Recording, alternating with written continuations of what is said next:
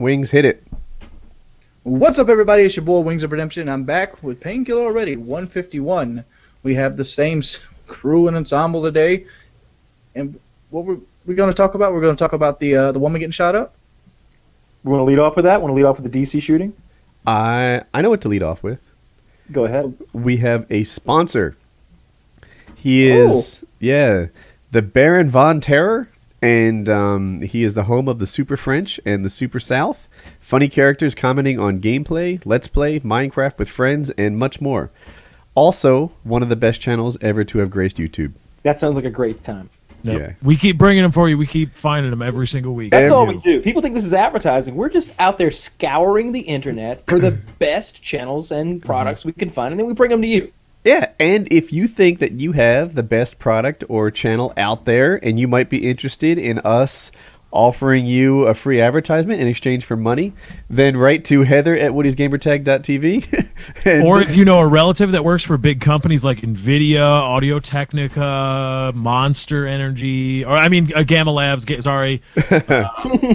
Taco Bell, maybe. Right. Get some tacos. Fuckafan.com. I can totally sound like that Chihuahua if need be. Taco Bell. I can make that happen. There you go. We can yeah, work with you. If you'd like to advertise on the show, we might be able to work you into our advertiser schedule. Heather at Woody'sGamertag.tv. If the money's there, we don't care. Yeah, and go check out the Baron. What's his YouTube URL?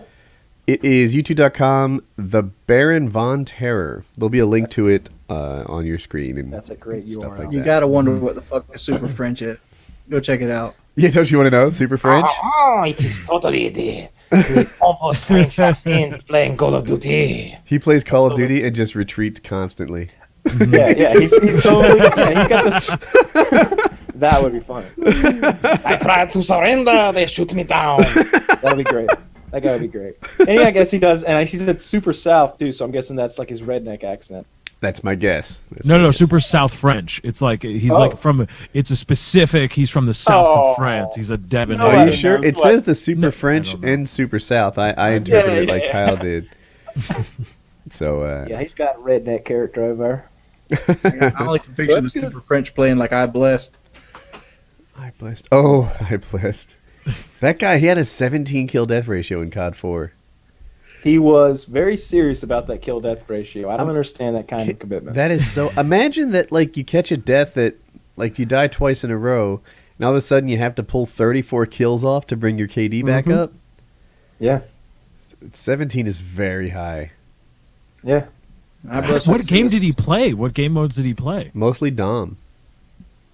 Domination. You talk about a man camping. Dude, this guy camped at another level. Camping for 17 KD is hard on any level you play it on. I've mentioned this before. He'd be like 50 yards from B Dom, and he'd hear that he was losing B, so he'd run the other way because the enemy got close. This guy, he fucking camped like no one's ever camped before. He camped so hard, and a lot of YouTubers loved him. Like I don't know him at all, right? And I don't think he's active in YouTube anymore. I'll acknowledge that he's an amazingly skilled player and that there's no play style I could employ that would get me a 17 KD. Just the same, like I watched his whole road to Commander, and I watched for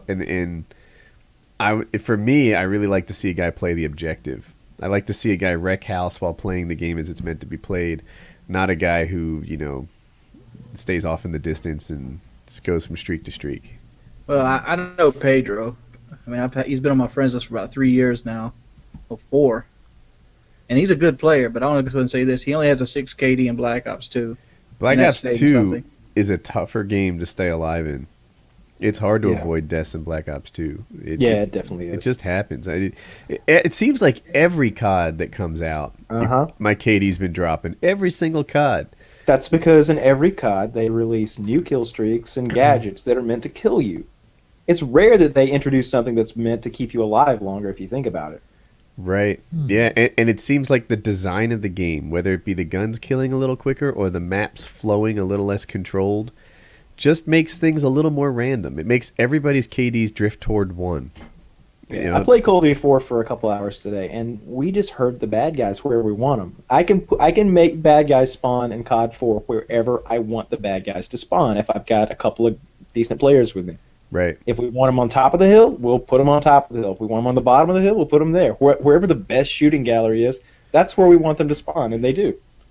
Yep. Great game. Great game. It's a great game. Yeah, we need to get on that COD 4-day thing at some point. I'd like to get on that. I get on there almost every day and play. I am. So for a long time, I would say, like, you know, I'm a PC gamer, but I really don't have the mouse and keyboard skills I wish I had.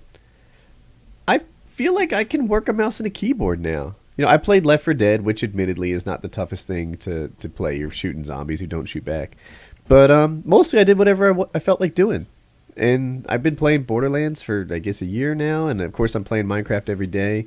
And, I can run around and shoot and reload and jump and do the things I want to do without looking at the keyboard. I would have to use a controller. If I could hook my controller up to my PC, I could definitely do that. If you've got a wired Microsoft, if you've got a wired Xbox 360 controller, you can. I've got a wired Scuff controller. Oh, there you go. Better yet, Scuff. There you go. I think I don't know, but Scuff's got those extra buttons, so I don't know, maybe. They just do the same as the buttons. Yeah, they on just do the same top. thing. Yeah. Oh, okay. Same signal. That's how they work. So there's, God, do you want to go on about Scuff controllers? I don't know, somehow that topic came on. Well, I wanted to ask a question because I saw, Go ahead. and I think this was native to Scuff. The Scuff guy patented the paddles on the underside of the controller. That idea is right. The Steam controller, the controller released by Valve has buttons flush with the underside of the controller, if I remember seeing those pictures correctly. So did Valve license that from him, or is Valve and Gabe Newell just saying, go ahead, sue us, we'll see who wins in court? So do you know anything about patents? I bet you do know about patents because you seem to be up to date on law all the time. My patent training comes from Cisco. So I'm not a patent attorney. I don't pretend to be. But I filed for a couple of them, and I got none of them. Like sometimes it would get cut off by Cisco and be like, let's talk patents. The idea behind a patent is that you take this thing that you figured out and you put it in the public domain. You teach everyone how to make a ratchet. You teach everyone how to make a better shoehorn. And then in exchange for that, in exchange for publishing your stuff, you get exclusive domain to that thing. Right, and that's how that goes. You file a patent, you put your schematic in the world, and then you get to do it. It becomes only yours. Some patents, when you file for a patent, your objective is to make it really, really broad. You would love to own a patent on the idea of twisting a thing makes it screw in, right? But that idea has already been done. It's called obvious to anyone, quote unquote, skilled in the art, and it's already done. So if you were to patent screwing something, you would have to patent like the thread. It's not called depth, but maybe the thread depth and also the thread density, and like it would have. And the more detailed your patent gets, the easier it is to get. Like I could absolutely patent almost everything, but that patent would be so easy to get around that it would be almost worthless. Mm-hmm. So then, going into how does Valve have buttons on the back when Scuff has buttons on the back, we'd have to know what Duncan's patent is like. Does Duncan's patent specify that they're paddles and not buttons? Does it specify the length of the paddle? Like, how broad was Duncan able to get a patent? And if he had, anybody wrapping their fingers around the back of a controller, then that's a really powerful patent. But it might not be that broad. It might be such that it's so easy to get around. That Nintendo did it well before Duncan. Did they patent it? Oh, but wait, actually, that's a thing. I don't know if they patented it or not, but there's also prior art is a big deal too. Like if you can, say, look, there's some prior art on this, your patent won't stand up because somebody did it before you did. You can't patent an idea that you copied, but probably.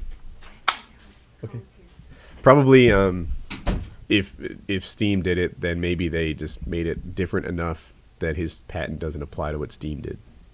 Because I know Apple is a pretty big patent troll with the whole they copyright or trademarked this motion, right? Yeah, multi-touch thing, and they patented or trademarked the rounded square smartphone.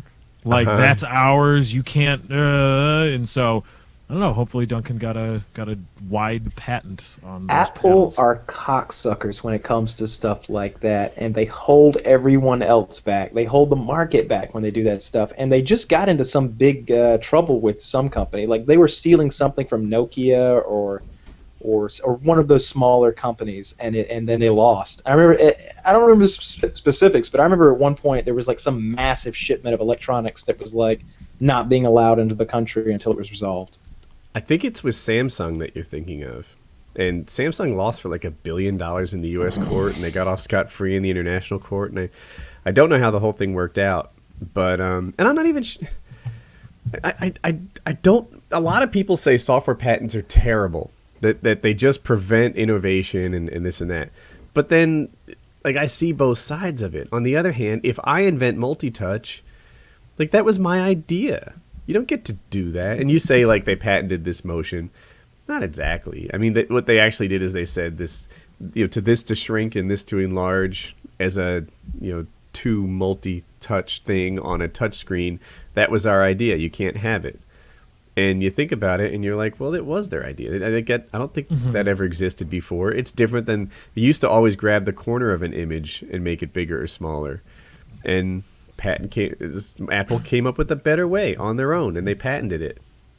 Yeah, but I think, though, at some point, because some people, you can make the argument that patents and copyright protection and trademarking, they do force people to innovate on a certain level. Over a certain time span, they do. However, when you have the U.S., when you have a governmental body enforcing your patents and copyrights for you, like the United States does routinely for the entertainment industry, and you have extended those patent and copyrights to the life of the author plus 70 years, plus 75, plus 80 years, at a certain point, I don't know where, but at a certain point, don't you begin to also, to spur complacency instead of spurring innovation from other people. You force people, you move away from saying, okay, well, other people are forced to innovate. Now you begin to reward people for not innovating and for just, hitting the gold mine once and then never doing anything ever again. I think it's a fair point. And sometimes I feel like that skilled in, obvious to someone skilled in the art clause, it doesn't get enforced enough, right? Like if Apple really does have a patent somehow on a curved phone, really? Because my kids could come up with the shape of the phone like that. Like it doesn't seem, good at like rounded corners on a square. Like how did you patent that? I may have misspoken. Maybe just a trademark, and there are like little nuanced differences between a patent and a trademark and a copyright. I know, right? It's all screwy, and it's a lot of this by lawyers that they get paid a lot of money. It's like, well, it's a trademark and not a patent, so. Yeah, there's a difference. It's just a bunch of rigmarole. It's a bunch of bullshit.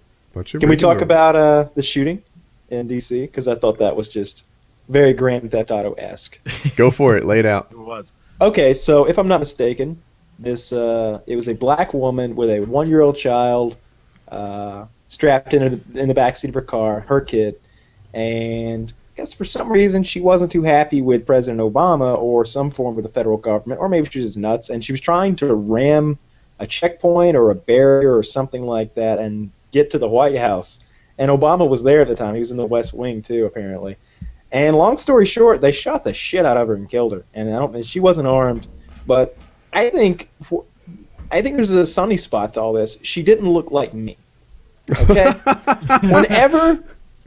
Whenever somebody goes on a tear, they do something fucked up and stupid, whether it's a shooting or a rampage, or they're the guy sending anthrax bags to somebody or something like that. I'm always like, please don't be a white male 25 to 35. Please don't be a white. Don't look like me and don't have my political views. Don't be me. Don't play video games. Please don't play video games. Yeah, right. Don't play video games. Don't play video games. Don't be my age. Don't be from a southern state. Don't be a fucking stereotype. This is perfect. This is a black lady with a kid in her car. She's the bad guy. She was a professional too, wasn't she? She was pretty successful. She was a dental assistant driving a nice Infiniti sedan that was registered to her as I read the story. An Infiniti sedan?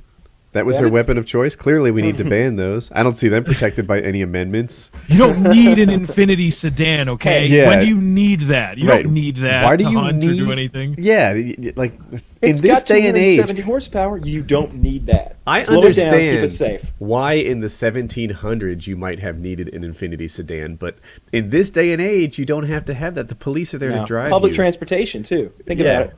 You don't Yeah, need the those. laws written about the rules of the road were written at a time when cars didn't have 200, 300 horsepower. They just didn't have it. So those laws and all those things that we abide by now are just bullshit because everything's different. The technology's changed, so ban it. I mean, Absolutely. yeah, okay. Ban Infinity sedans. Those things are... the president is going to die at some point if Infinity sedans continue to ram his barricade. Those barricades can only take so much goddamn punishment. So many Infinities. From the What if Infinity... she'd had more? What if she'd had a high capacity Infinity? What is it with you That's the fucking real- Americans and your Infinity sedans? What is it with your Infinity sedan lust and your Infinity sedan worship? It's bullshit. Are your Infinity sedans more important let's- than the lives of innocent children? Exactly. Really? You want to kill innocent children if you like Infinity sedans, basically. Fucking Infinity sedan drivers. Banging at the barricade. And I'm surprised, quite frankly, that the president was able to defend himself against Infinity sedans. Yeah, I would I have didn't- guessed that you could take your Infinity sedan and drive it right up to the freaking Oval Office, but And there are those who say that the only way to stop a bad person with an Infinity sedan is a good person with an Infinity sedan. We And need that's an just Infinity ridiculous. sedan registry. We need a national registry of everybody that drives an Infinity sedan so that we can keep these killers at this under point, surveillance so we know that everybody's safe. I think we need an Infinity sedan in every hallway and every classroom in America to defend ourselves from the other Infinity sedans roaming the streets. And no large gas tanks on those Infinity sedans. You can have No. one, but no big gas That's tanks. the high capacity Infinity. No, yeah, you can't have. Yeah, That's what Yeah. high capacity Infinity is. yeah. I think you guys are missing the big puzzle here. You think we're off target with this Infinity sedan thing? Say it ain't The so. big puzzle is you got a black person doing something crazy, which they always blame on the white people. I'm never gonna climb a mountain. No, that's what I pointed out to begin with. I'm really happy that this individual didn't look like me and it's happened a couple times. Like the last one, black dude totally went into the naval HQ or whatever it was, shot those people with a 12 gauge pump. Every bit of that was like, it's a horrible thing, but if he'd done it with an AR-15, that would drum up all that bullshit again. If he'd used a quote unquote assault rifle, instead he used a gun that hasn't changed in principle since literally like 1893 or something. You know what Last the time worst we thing changed about the nails shootings or is? something. What? This is what pisses... Every time there's a shooting, the gun enthusiasts come out with some sort of gun minutia that they hold the media responsible for. They're like, they shot him up with an AR-15. Well, technically, that was an AR-15 M4 variant. I'm really disappointed that fucking Dan Rather doesn't know his guns better. It's like, would you shut up with your freaking gun knowledge masturbatory bullshit and just recognize, like, that's not really an assault rifle. It's classified as an assault rifle by the United States government, but not by the NRA. And everyone plays I know better than you. It's like Belgian... what Belgians? What the hell? Belgium, thank you. They define it as an assault rifle. Holland, you look... Like all the governments of the world. Let's be honest. Belgium probably classifies loud music as an assault weapon. I forget. I don't think an AR-15 is an assault weapon. I think it's bullshit. But the reason I say it, I agree with your points that these countries label them as such, so they therefore are. But it confuses the general public. So when I hear assault weapon, the first image in my brain is an AK-47, a fully automatic AK like you see on the battlefields of the Middle East. Really? Yeah, totally. When I hear assault rifle, and you guys need to know, I'm pro-gun. I just am anti giving a fuck about the label. Like that's really where I come in here. I got a handful of guns in right behind me that would be classified as assault rifles by the government. I just feel like everyone goes nuts on this. You're not allowed to call them this because who's the dead NRA guy? Charlton Heston. Yeah, Charlton. Yeah, because Charlton Heston wouldn't approve of your language. And Don't you talk shit about Moses. He wore a gold wristwatch when he held the Ten Commandments up. Dude, wait, did he really? Yeah, he had a Rolex on when he held the commandments up as Moses. That's pretty cool. I wonder, is that true?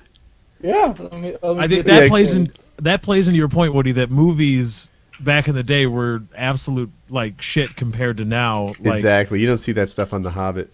No, I mean, and if that were to happen, you go to a guy with a computer and he just You know what I did see in The Hobbit? I saw a power cord running to Gandalf's staff.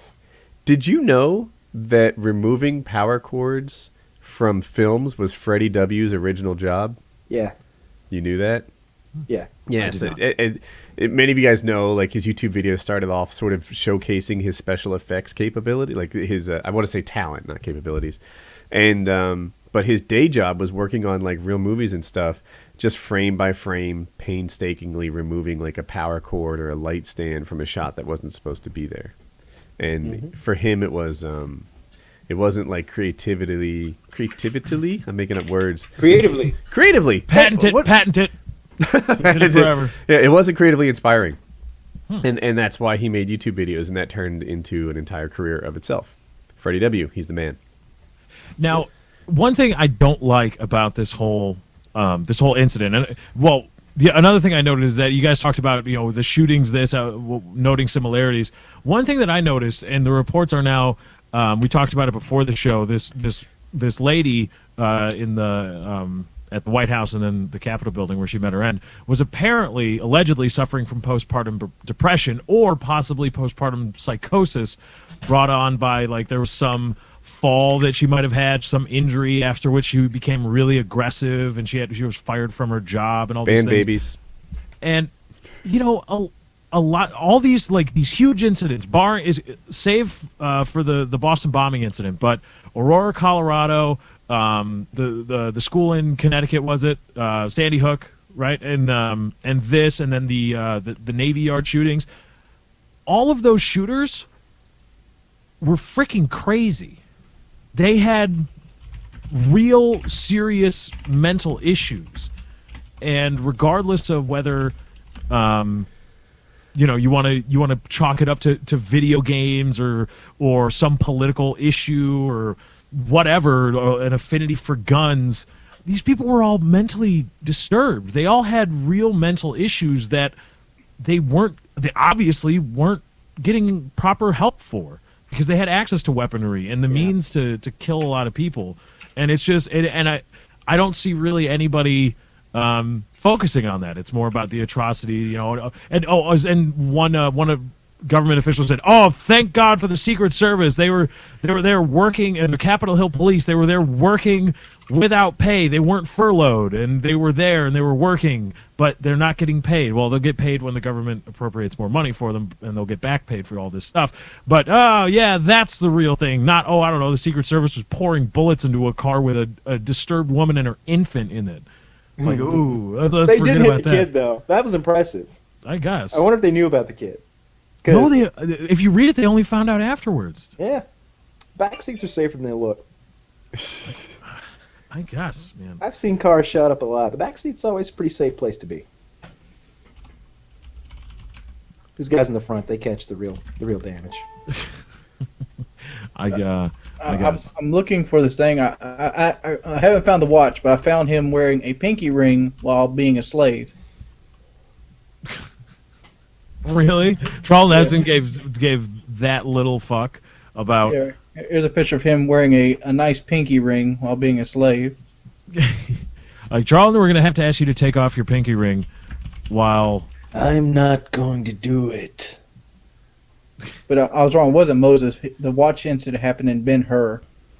Oh, he is wearing a pinky ring here. He's rowing the boat in what movie is this? Ben-Hur. Ben-Hur.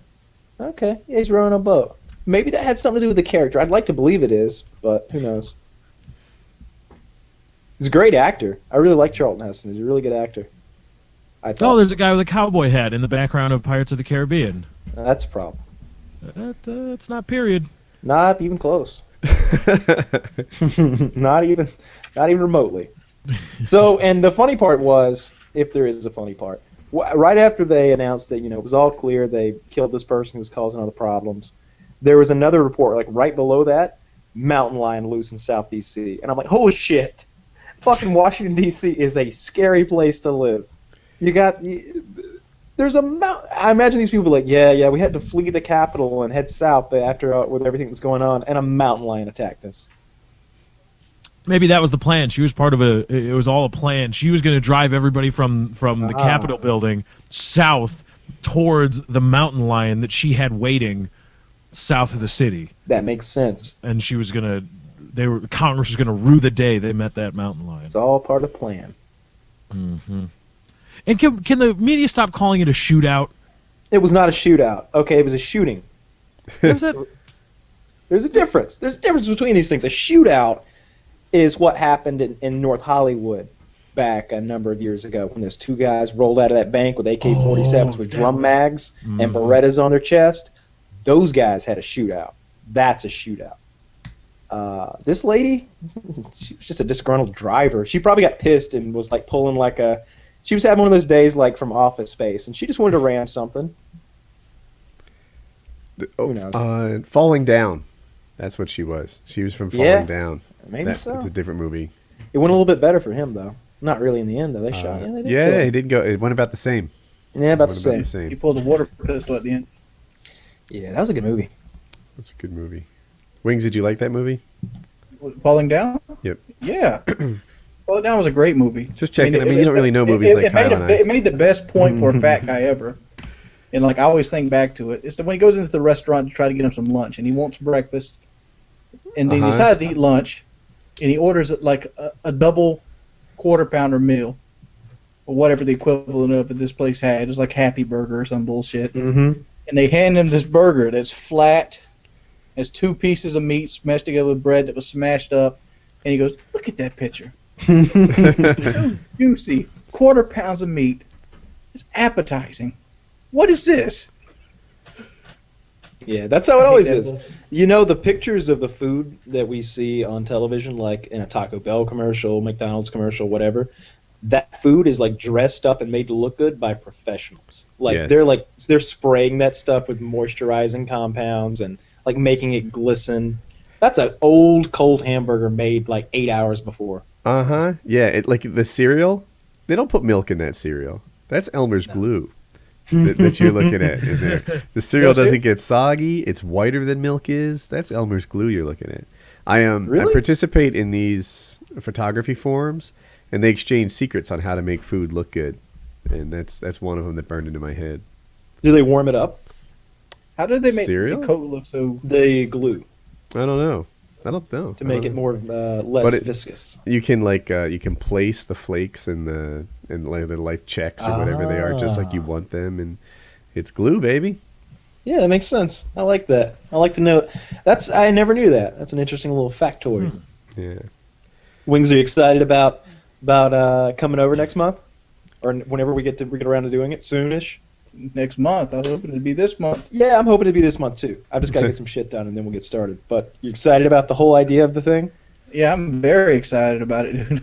I'm hard pressed to figure out how to get videos done to get there. I'm just trying to pass the time. Dude, I can't wait to see the videos once you get there. I can't wait to see. I picture a 1-inch thick or a 2-inch thick rope across a hardwood floor that's been coated with wet lubricant.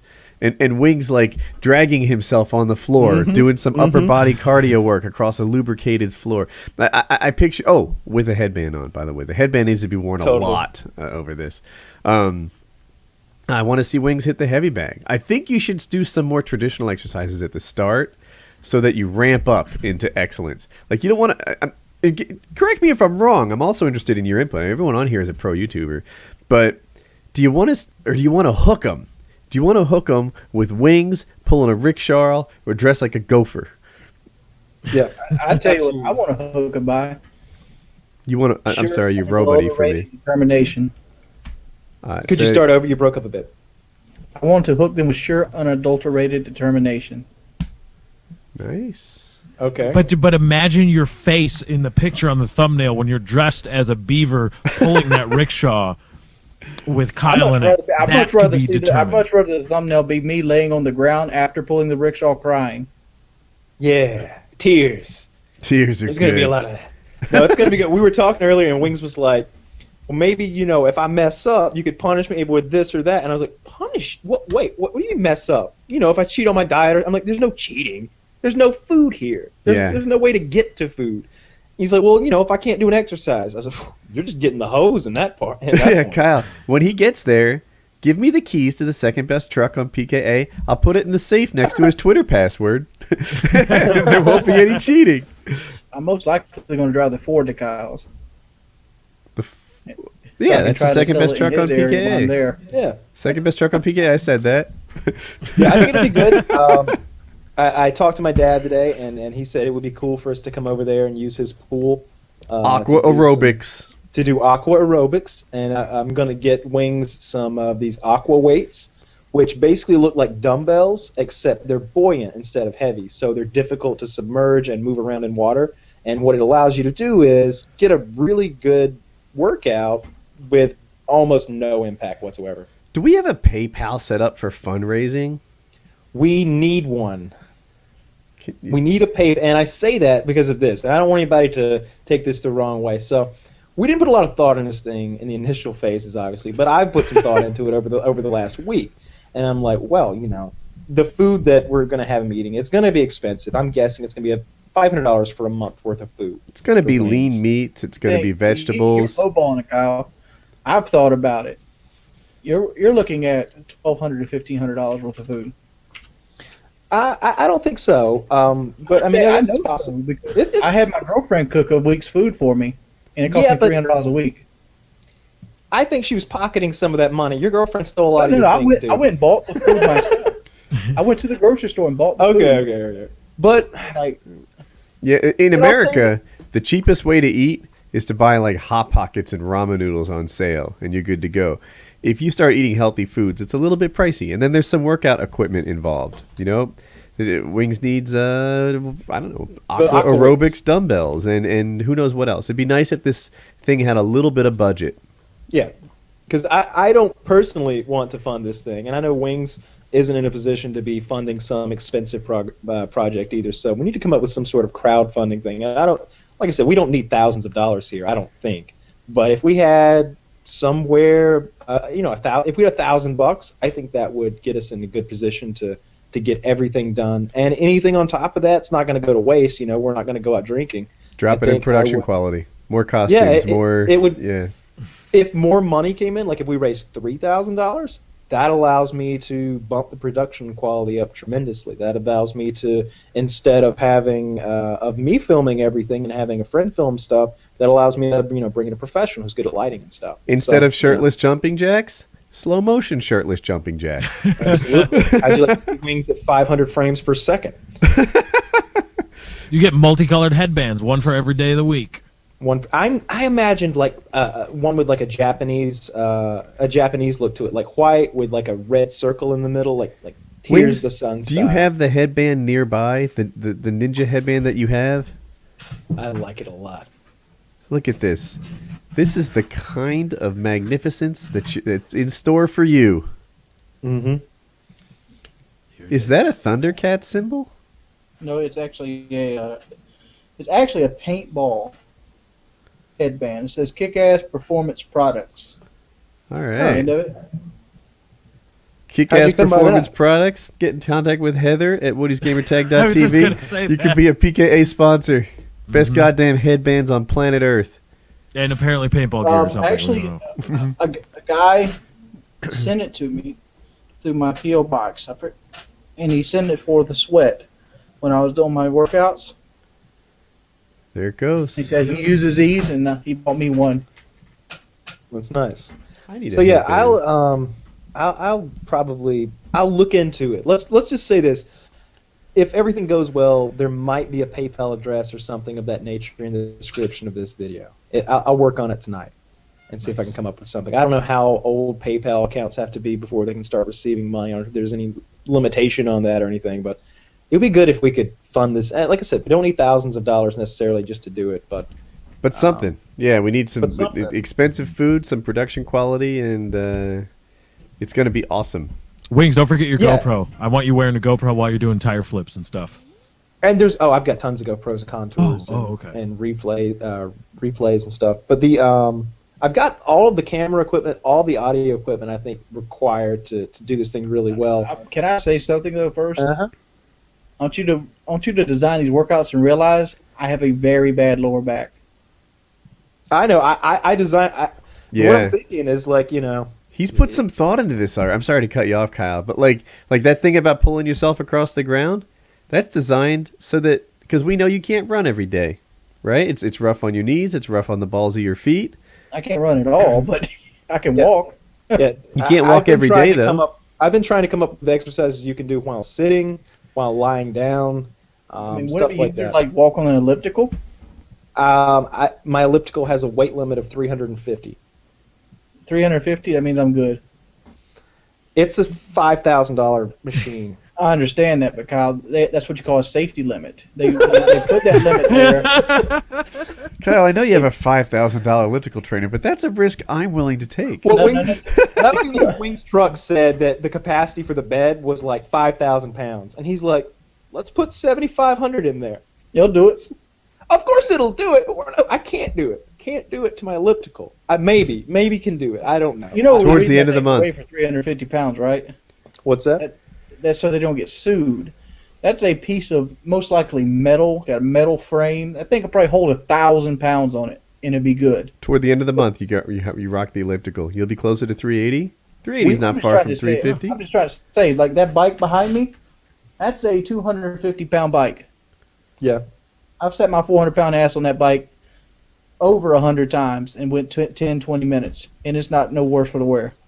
We'll figure something out. I tell you what I do have. I've got these really powerful tension bands that go on my chin-up rack, and basically they fit over my feet, and they make me weigh, instead of 185 pounds, they make me weigh something like 100 pounds. So I can do 30 chin-ups now or 30 pull-ups, and then work on form and stuff because you just weigh less. If you think I can do one chin-up, no chin-ups. I'm talking about attaching bands to you and putting you on the elliptical. So there's not as much stress on the elliptical. But yeah, we got the pool going, get some aqua aerobics going. I think that's going to be good. I think you just treading water for if you tread water for 2 hours a day, that's almost enough. I think it's a I full would body like workout. to see you attach Wings to a tree via bungee cord and see how far away he can run repeatedly. Oh, definitely not run, but walk. We're gonna or crawl. Yeah, no, it starts as a run, then you get into a crawl, and he gets his fingers digging into the dirt, pulling to see.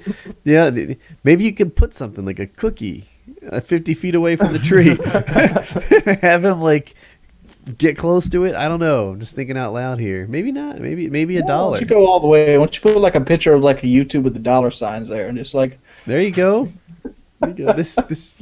I can't wait to see these vlogs. This is going to be incredible. It's going to be really good. And what I want to do, I want to do it well. I don't want there to be these poorly lit, dark scenes. Where Wind across the microphone. Wind across the microphone. No, we're going to be. What I'm going to do, I'm going to be holding the camera. We'll both be labbed up, so you can hear me encouraging Wings or giving Wings instructions.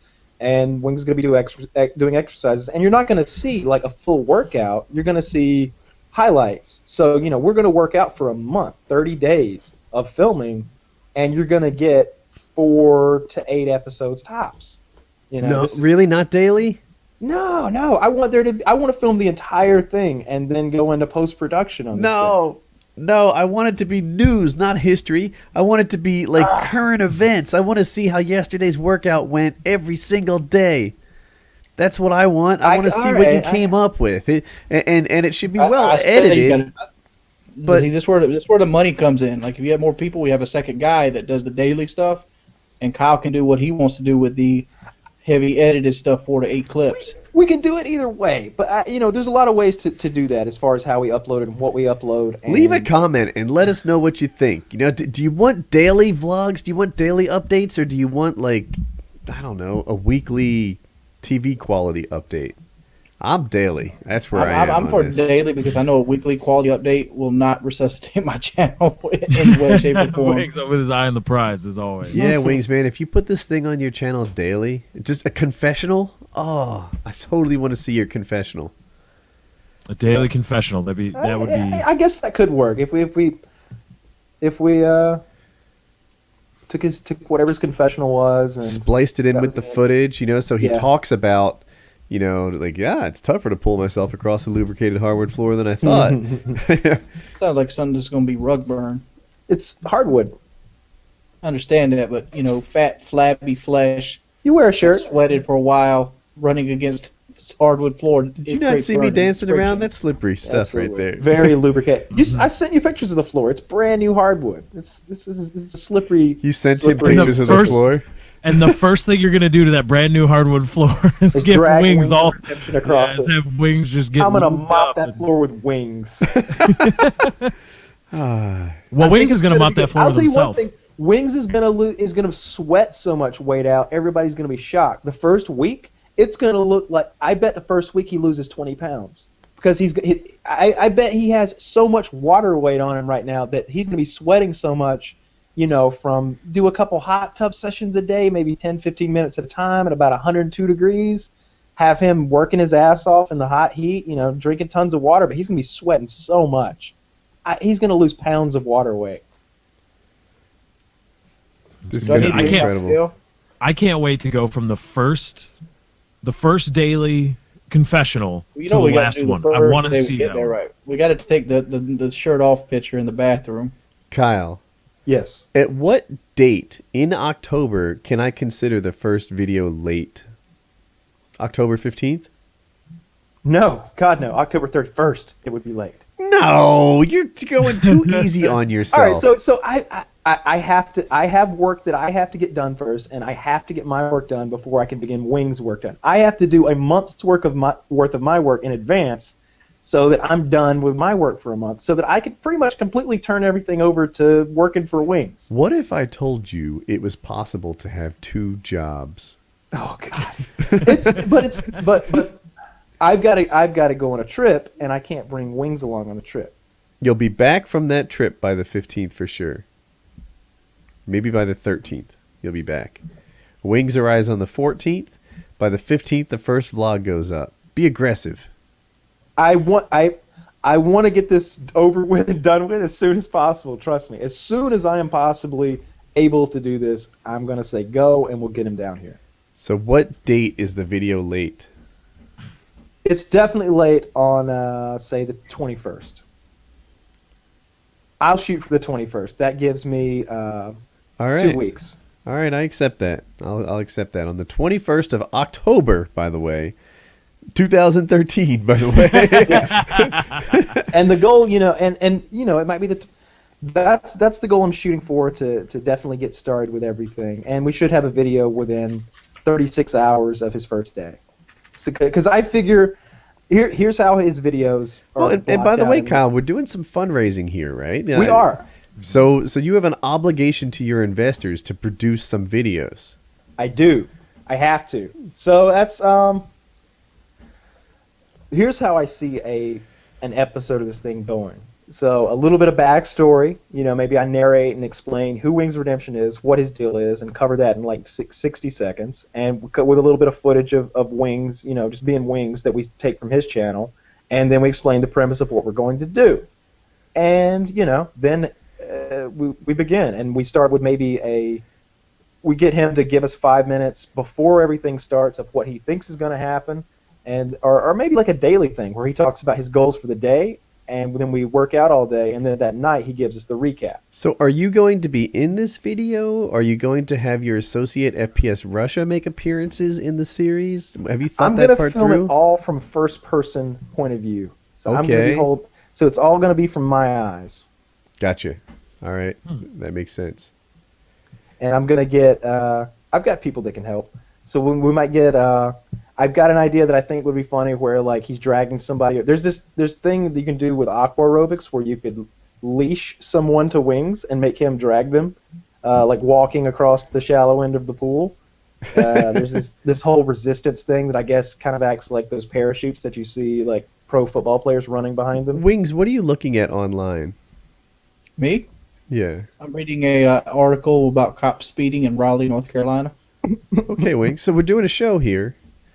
It's not just about you. You're actually. You're the topic.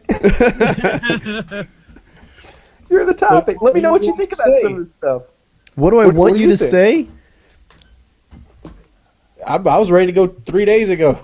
Oh, I know. We're gonna get it started as soon as I can start. But I mean, from my standpoint,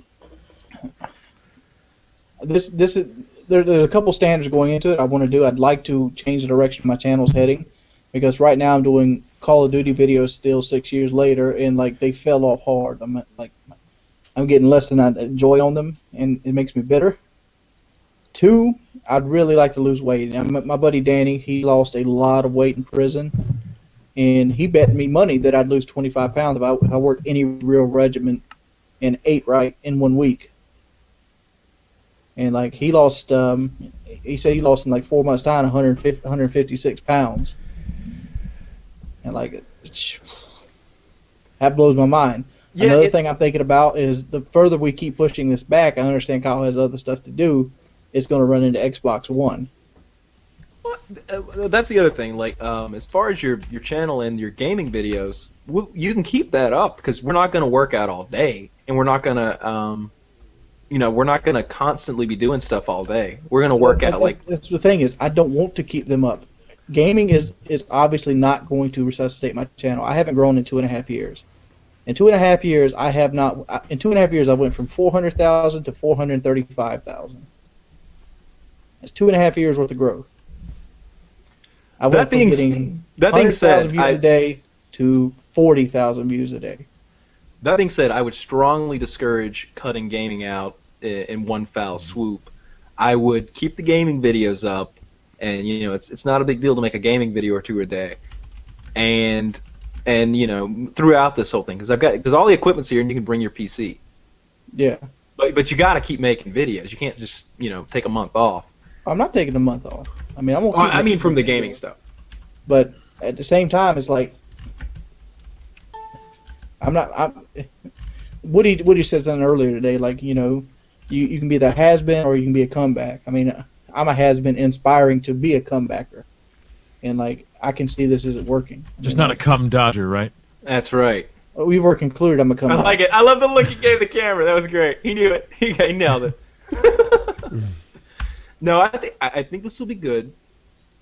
I don't think we should do them daily, and here's why. I think they should be every other day, because just the nature of human beings, they're not going to check this thing every day for the weight loss thing. They should be given a day to get better, and when you do it that way, the quality of each episode steps up. The fewer episodes they are, the better each episode is. If we made one big episode that was 15 minutes long, you could stick it on TV. It could be a segment of The Biggest Loser. But if we make 50 videos out of 30 days of working out, they're going to suck. If we make 15, I think they'll be very good. And over the course of 2 days, you can incorporate a lot, because you're going to, especially early on, you're going to feel like shit. That first night, that first day when you wake up, the second day I should say, after a day of working out and a day of not eating the kind of food you're used to, and not, your body's having to relearn how to fuel itself, you're going to feel like shit. You're going to hurt everywhere. You're going to hurt in places that don't normally hurt people. Like your whole. I've worked out before. Yeah, I mean, I know what the day you're talking about feels like. Yeah, it's going to be bad. But I've worked a jackhammer before, Kyle. I know what those days feel like. I pick slag out of my neck and wish I had a gun in my mouth. I know what those days feel like. Now, one thing we can do, which is a little extreme, but I'll do it to you. After a long day of working out, the way you keep from being sore the next day, the soreness is caused by a buildup of lactic acid, among a few other things. Put you in the tub and fill that motherfucker up with ice water, leave you in there for 20 minutes, and you won't be sore at all the next day. I'm going to tell you right now that ain't happening. We could do a polar bear thing where we got you out of the hot tub and then iced you down. Oh, I'm sure that God. won't be bad for you. Yeah, not at all. Can we just get like a nice looking girl with some icy hot? To rub you down? Yeah, I can look into that, I guess, but I think it's going to be. Like, I think it's good. Even like a guy that's discreet with like gloves on. A guy who's discreet. With Discreet, like what? Like he What, like won't no touch you eye contact? inappropriately? Like yeah, or won't tell professional. anybody. Oh, okay. I don't want Big Bubba from the bar getting paid a 20 to put his Bud Light down and rub me down with Icy Hot. Bubba costs more than that. But I think this thing is going to be good, and I think the keys to take away from it that I hope you take away from it are some ideas about nutrition, about the food you keep in your house are the main thing. If the food's not there to eat, then it's just not there to eat, and you've got to get away from driving to go get it when you want it. And when you're hungry and you want that snack at night, it needs to be like, I mean, hell, dude, if you ate a bowl of like bran flakes, it'd be so much healthier than a Big Mac. And you'll eat 2 bowls of bran flakes. What is that? 300 calories? It takes a long time to get fat on cereal. Anything to replace Big Macs and fries. You got 200 calories worth of milk in a bowl of cereal. Skim milk. It's like water pretending to be milk. Mm-hmm. Mm-hmm. I like Kyle's idea. I was originally on the I want to see Wings every day talking about what that workout was like, how he feels from yesterday's workout, or on the first episode how he feels going into the whole thing. But the idea of 2 days, you get 2 days worth of things to talk about, and 2 days worth of videos to maybe intersplice to show I was doing tire flips on Monday, and blah blah blah blah blah. I'm coming around to that. I really like that idea. I can see 2 days, but I definitely don't want it to be like a week. I don't want to see 4 or 5 videos on this. I want a lot of content. 15. Out of this. We'll get 10 to 15 out of it easy. I guess if that's our goal. Free weights are gonna fuck me up.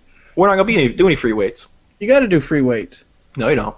We're gonna get you. You're gonna be doing water aerobics. You're gonna be doing some silly exercises that will benefit you, but they're just there because they're funny. And you know how bad your muscles get eat up when you're losing weight at this speed, right? No, it's not gonna have any effect. We're gonna keep feeding you. We're not gonna cut your protein. No. But the fact is, you gotta weight train to keep the muscles. You're gonna be working out. It's not just gonna be cardio. You're gonna be hitting the heavy bag and stuff. You're not gonna lose muscle. There's gonna be resistance stuff. Hitting the heavy bag. I had an idea that I think would be good if we suspended a couple of car tires from a limb and a tree and just had you beat them with a baseball bat. Like stuff like that is gonna make you work your whole core, your back, your shoulders, your arms, stuff that doesn't hurt you. You can do that shit sitting in a chair if you have to. But the goal is to take enough weight. I can only imagine that picture. Yeah, the goal is to take enough weight off of your legs and your knees so that maybe 3 months from now you can jog. My legs and my knees aren't the problem. My lower back is. Really? Yeah, I fell off a melter and I have 3 laterals that are cracked. Okay. Well, why are you so against pain medication? Because I could hook you up with like some Darvocet or something that I have a prescription for. If you notice this big old stomach in front of me, that's because I love food. You know why I'm good at fucking Call of Duty and Diablo 3 and all these other games that I put my mind to? You know I'm one of the best Fallout players you'll ever meet? Because I get addicted. And I'll sit there and play them for like 16 hours a day. If I get hooked on pain pills, I will be broke within a month. We'll get you hooked on something, though. We'll get you on something that'll kill the pain. Even if it's... I'll tough it through the pain. All right. I think it would be good. Here's how I imagine the first episode. Like ibuprofen at the very least is not addictive. Yeah, nothing like that. I'm gonna tell you this. I had my stomach cut open like 2 months ago with MRSA, and I dealt with MRSA a week, and the doctor was gonna give me pain pills, and I turned them down. Yeah, I'm just saying ibuprofen's not addictive. Mm-hmm. Not at all. You could eat it all day, every day, and then stop, and your body doesn't know the difference. It's a blood thinner. That's what it is. Well, that's one of the... That's aspirin. Aspirin has that side effect of thinning the blood a bit. I think ibuprofen does too. I'm not sure. Really? Yeah, people take it after hangovers. And I know I think the blood thinning is... I'm not a doctor, but I think that's one of the reasons Lozon can't take it near his fights. It makes sense. It makes him bleed or something. I don't know. Yeah, it's an anticoagulant. But I think it's going to be a good series of videos. I think the key to it is you not walking to the gas station or something for Twinkies or anything like that, and just doing the workouts. And they're not going to be crazy workouts that are just going to kill you. It's just doing them every single day and not taking a day off. If I walk to the gas station to get Twinkies, that'd be a good workout in itself. Yeah, at my house it would be the gas. That's a pretty good hike. But and that's the other thing that's good about my place. My backyard is completely secluded. Like you can be back there and nobody will ever know it. I got a big backyard and That's what there's a I whole want. I want that too. It's My wife is showing me these lots, right? Because she's looking at building a home, and her goal is to not live here 2 years from now. So that might mean start a house building thing a year from now. I don't know. Take it nice and slow, and we'll less likely screw it up. But she's like, this lot is 2 acres. Kyle, how big is your lot? It's about 3, but a lot of it I have like right of way with, like those woods that are all in front of the house. Like that's not Right. mine, but nobody goes there. It's Right. Yeah, they wouldn't. yeah, it's 3 acres there that's like stuck in the back of some stuff. But it's There- effectively like 5 acres. at least it's that whole field back behind the house. Like, I don't know if you could tell that goes on for a while, and those woods too. See, I feel like to get a little, I don't know, little things. Like if my dogs bark, I don't want to care. I want it. No one else has impacted this but me. If my dogs bark now, there's like 5 neighbors hearing it. I'm immediately on top of that stuff, trying to quiet them down, bring them in the house or what have you. I would like, I don't know, to be out there by myself a little bit. I want to blow something up. And I will say this: if you donate money to the Wings of Redemption weight loss program, or whatever the fuck we're gonna title this thing, you'll get some say into some of where your money goes. If you're like, if you donate say $100 and you're like, I'd like if my $100 went into like some super elastic bands to do a stretchy tree thing, we'll make sure your $100 does that. If you donate $50 and you're like, hey, I just want to help with the food, that's where your $50 will go. If there's something that I wasn't going to do already, and you're a donator of a significant amount, I figure a significant amount's $100 or more. Do you have a temporary PayPal you can send it all? I don't. Well, just send it to mine. I'll Yeah. don't We do can- that. No, okay. You'll never see it again. It's I'll come up with a PayPal, and I'll try to get that done tonight. So I have my PayPal. we can do that. We can do that if you guys trust Wings that he will hand the money over to me and let me handle all this, and he will. I promise. I won't Wings is even a very pull it out. honest guy. I won't even get paid by the time I get to Kyle's house, so it'll just be in my PayPal. All right. So what's your PayPal, Wings? It's right there. It's dside82@hotmail.com. Yeah, it's decide82@hotmail.com. Your money will go to Wings losing weight. Any extra money that I'm like, I don't know what to do with this money, well, that's, I don't know what we'll do with it. We can't get it back to you because it wouldn't work out that way. And as a percentage, what am I going to do? If there's 100 donors and a total of 1,000 extra money, what do I do? Give each of you $10 each or some weird percentage of your money? I'm not doing that. Maybe But- donate it to a charity, something. Yeah, well, we'll get Wings some clothes because hopefully after this, Wings isn't going to have any clothes that fucking fit anymore. If I lose 50 pounds, I won't have any clothes that fit. Yeah, Yes. but if we got any extra money, we'll dress Wings because Wings isn't going to have any fucking clothes on this. Because at 380, I'm a 52 in the waist, but at 438, I'm a 60. Yeah. There's significant pants droppage there. Big difference. Suspenders will be in play during the boot camp, I promise. We're definitely going for a Smokey the Bear look. I just got to find the hat. Only suspenders I have are camouflage. I will get you suspenders. Don't worry. I like the Of pants. course. The only kinds of suspenders that Wings has camouflage. Camouflage. No, of course. No, I mean, if people want to see him dressed up like Ronald McDonald or, I don't know, your favorite Looney Tunes character, we could probably make that happen. Wings just doesn't give a fuck. This is a man who told us about his grandmother fingering him. This is break up poops to help with break- constipation. yeah, to help with his oh, that's not constipation. normal. I mean, you guys will do it if you're in that same situation. I've been Absolutely constipated. will. I didn't ask anybody to finger my butthole to break up the poop. I have had Get constipation. bad enough then. You hadn't had it bad enough, Lefty. You have your I grandma's guess. fingers so deep in there. That was one of the most ridiculous stories you've I was constipated for about 2 weeks before I decided to go there, though. Yeah, you were like, it was like backed up 3 or 4 turds deep, and that's where the Yeah, pain 3 was. or 4 Like, somebody- turns deep at that point. I'm like, something got to get done. Someone quoted you on the Every the time he subreddit. ate, it was like loading a musket, just pounding that thing into. Until one day, boom! Gangster Grandma just set off the whole works. There it is. That was a mess. What did you? I guess you shit on the floor when that happened. No, what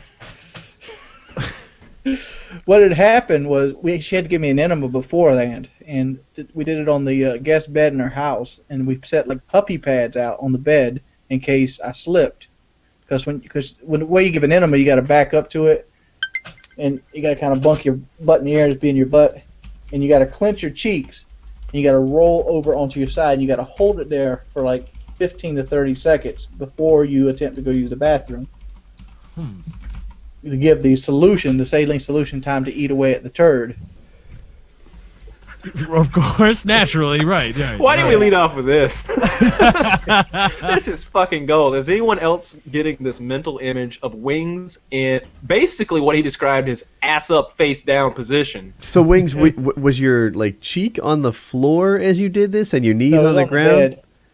Bed. All right, wait. So hold on a second. Oh dear. Oh, here we go.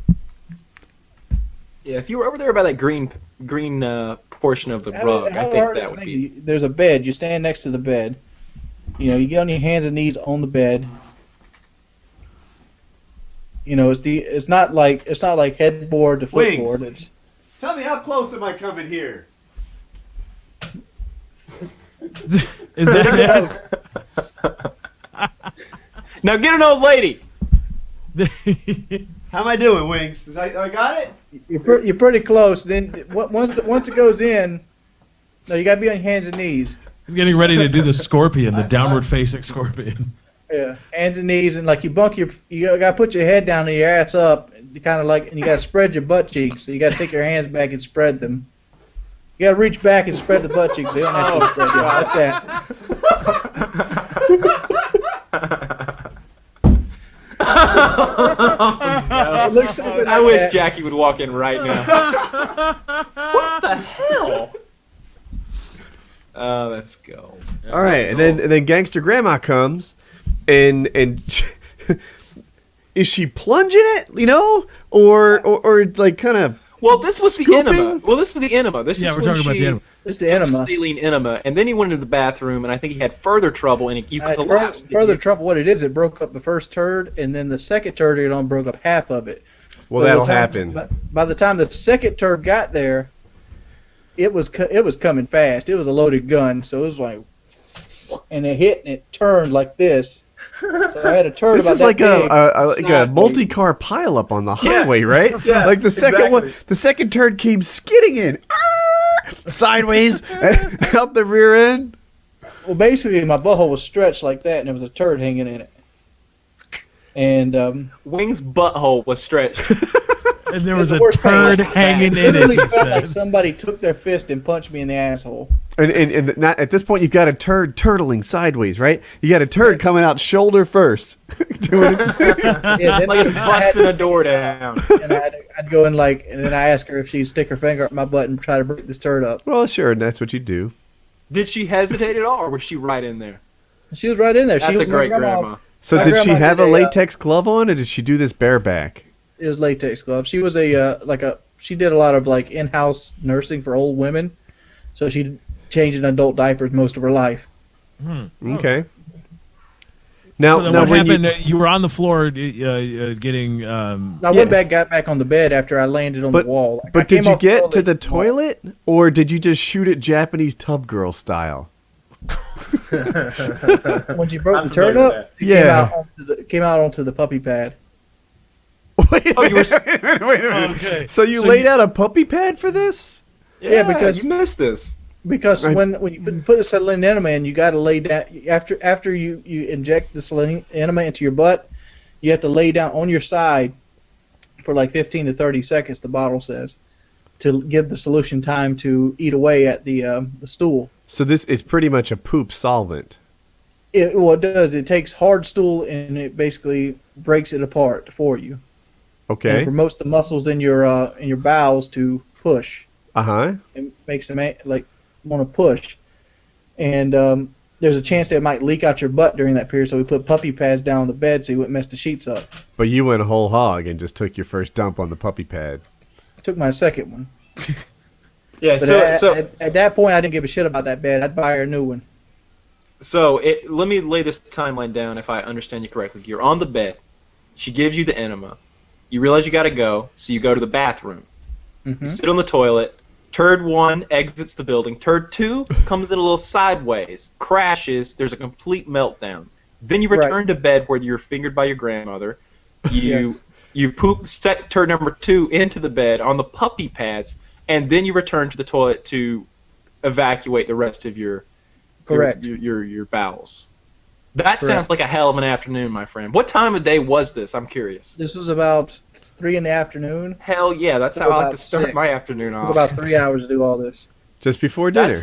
That's pretty horrible. I'll tell you what I would have done. I think I would have had to put something up there and like root it around because I'm not getting a partner no matter what. Okay, I'm just not. There's this comedian. He tells this story, and I'm gonna butcher it. But long story short, he ended up with these vibrating balls in his butt, and the ball is 2 pieces, and in the middle is the vibrating part, and he tried to jerk it out really fast after he came because he was, of course, disgusted with himself, and when he did, the cord breaks off, the plastic separates a bit and pinches the inside of his butthole. It's in him and won't come out for something like a week or something, several days, and toward the end, he had to get chopsticks to like reach in there and grab it, and I think that's where I would have to go. I'd have to break out some maybe some plastic. Are you seriously that shy and that ashamed of what you're doing that you won't ask for help? Lefty, at what point do you ask a family member to finger your butt? It's a life or death situation. I gotta. If I'm on death's door, I'll do it. Kyle and Lefty's the guys that are gonna have the dick that rots off because they're scared to whip it out and let somebody look at it. No, I got no problem. Go to the doctor. If it's a medical professional, of course, no problem. Yeah, that's a pretty embarrassing problem. My grandmother, she did that shit for old ladies all the time. Gave them enemas and stuff like that. Okay, but that was up her alley. The question, as it was posed to me, is when would you go to a family member with that? Mm-hmm. I don't have I don't have any. The first people you go to. I trust my family more than I trust a guy that I don't know to go up my ass. I trust a proctologist to finger my butt better than I do my family members, personally. Well, if you have a family member, that's a proctologist. Okay, well then... That's different. Then what comes first, the proctologist or my family member? Because then I'm going to see... making a good argument here. You know, he is a family member that's a medical professional. She's not a medical professional, but she gave old lady... She was basically like a stay-at-home nurse. That's what she was trained in. Well, right, and if they had that training, I would go to them. But if they're untrained in it, I'm not going to ask them to help me... I didn't ask my mother. I mean, like, nowadays I'd probably ask my brother to do stuff like this. But he was an Army medic. He knows those things. So and he likes to finger guys.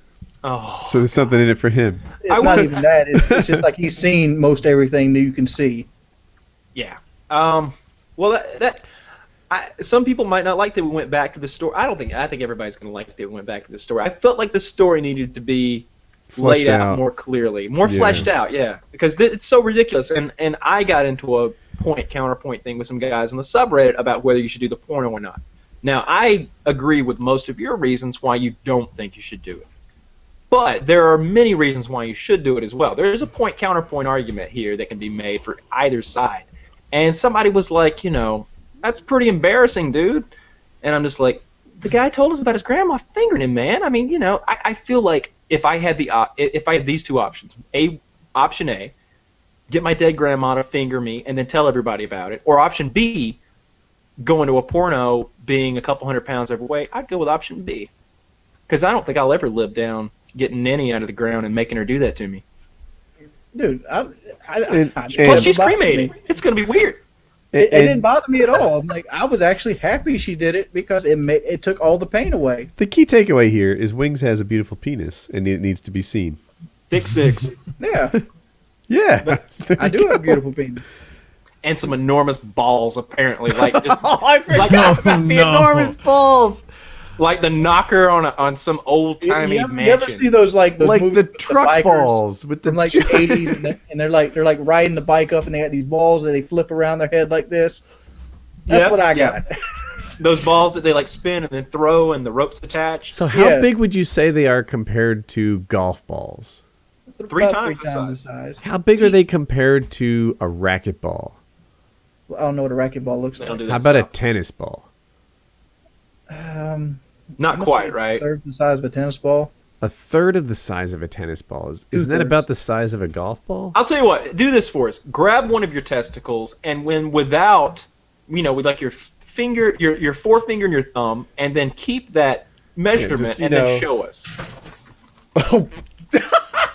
Oh no! Painkiller Already history is being made right now. You're witnessing it. Now don't get carried away down there.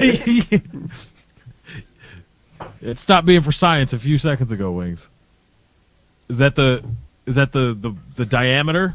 Yeah, I'm trying to figure out how much of that is involved. Are we just looking at the fingers? Because you kind of got like one of these going. Like the ball went around there. I mean, there's probably the hand probably moved a little bit, so it's probably somewhere like that. But that is a moose testicle we are describing. That's a right large there. testy. I've got a Doberman Pinscher. My dad's got a Doberman Pinscher. Its balls are about that big. That's scary. So when Wings ejaculates, is it like a cup of milk? No, I mean, like, it all depends. Like how often? When's the last time I got it? My ejaculation is very thick, but the amount of actual secreted, amount of DNA depends on how turned on I am and how often since I last did it. Well, I don't know why I asked that. I don't know what I was hoping would come from and you gotta flex your abdominal muscles too. That helps, doesn't it? Well, right? I don't know. You learn that trick? You do those Kegel exercises too. Those aren't just for women. I kind of like to hold my breath. Stan brought up this conversation, and Stan was like, "Well, Jordy, what would you like to do sexually that you never could do?" And I'm like, I'd like to be able to shoot a nut like Peter North or something like that, just not one across the room out there. And he's like, "I can tell you how to do that." And he's like, "What you do is when you're jerking off, when you feel you're about to go, you grab the head of it and you squeeze, and you just jerk it 3 or 4 more times, and you kind of load it like a gun. You feel the pressure backing up. And then you jerk it 1 more time forward and let go at the same time, and it goes, you can go for distance." I've tried it a couple times. It ain't worked. But I think I'm doing it wrong. Let me ask you this, Wings. Wings, when you're coming for distance, what is the shooting lane? Like, where are you? And where are you? Are you in the backyard? Or I picture you standing on one chair and aiming for the other chair. There's not a shooting lane, dude. It's just something you try. You never tried to jerk off and let. But what is the target that you're shooting at when you're doing? See, I'm not really a distance ejaculator. His keyboard. If I had to guess, keyboard. It ain't no keyboard, dude. He's got a mechanical keyboard. You don't mess First around with that. Too big for the stomach. You'll ruin a keyboard fast like that. I promise. All right then, Wings. Where is this? Where is it landing? In the bed somewhere? Yeah, generally you jerk off in the bed or something like that. On her face? You ever just blow it all over yourself? Just don't even give a shit?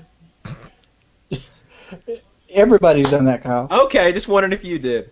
Wondering if that was your method. Maybe rub it in for skin, for good skin. No, I don't do none of that bullshit. I hear it's good for your skin. I wonder if that's true or if that's just guys that like to come on women's faces. Guys bust off on your chest, you let me know.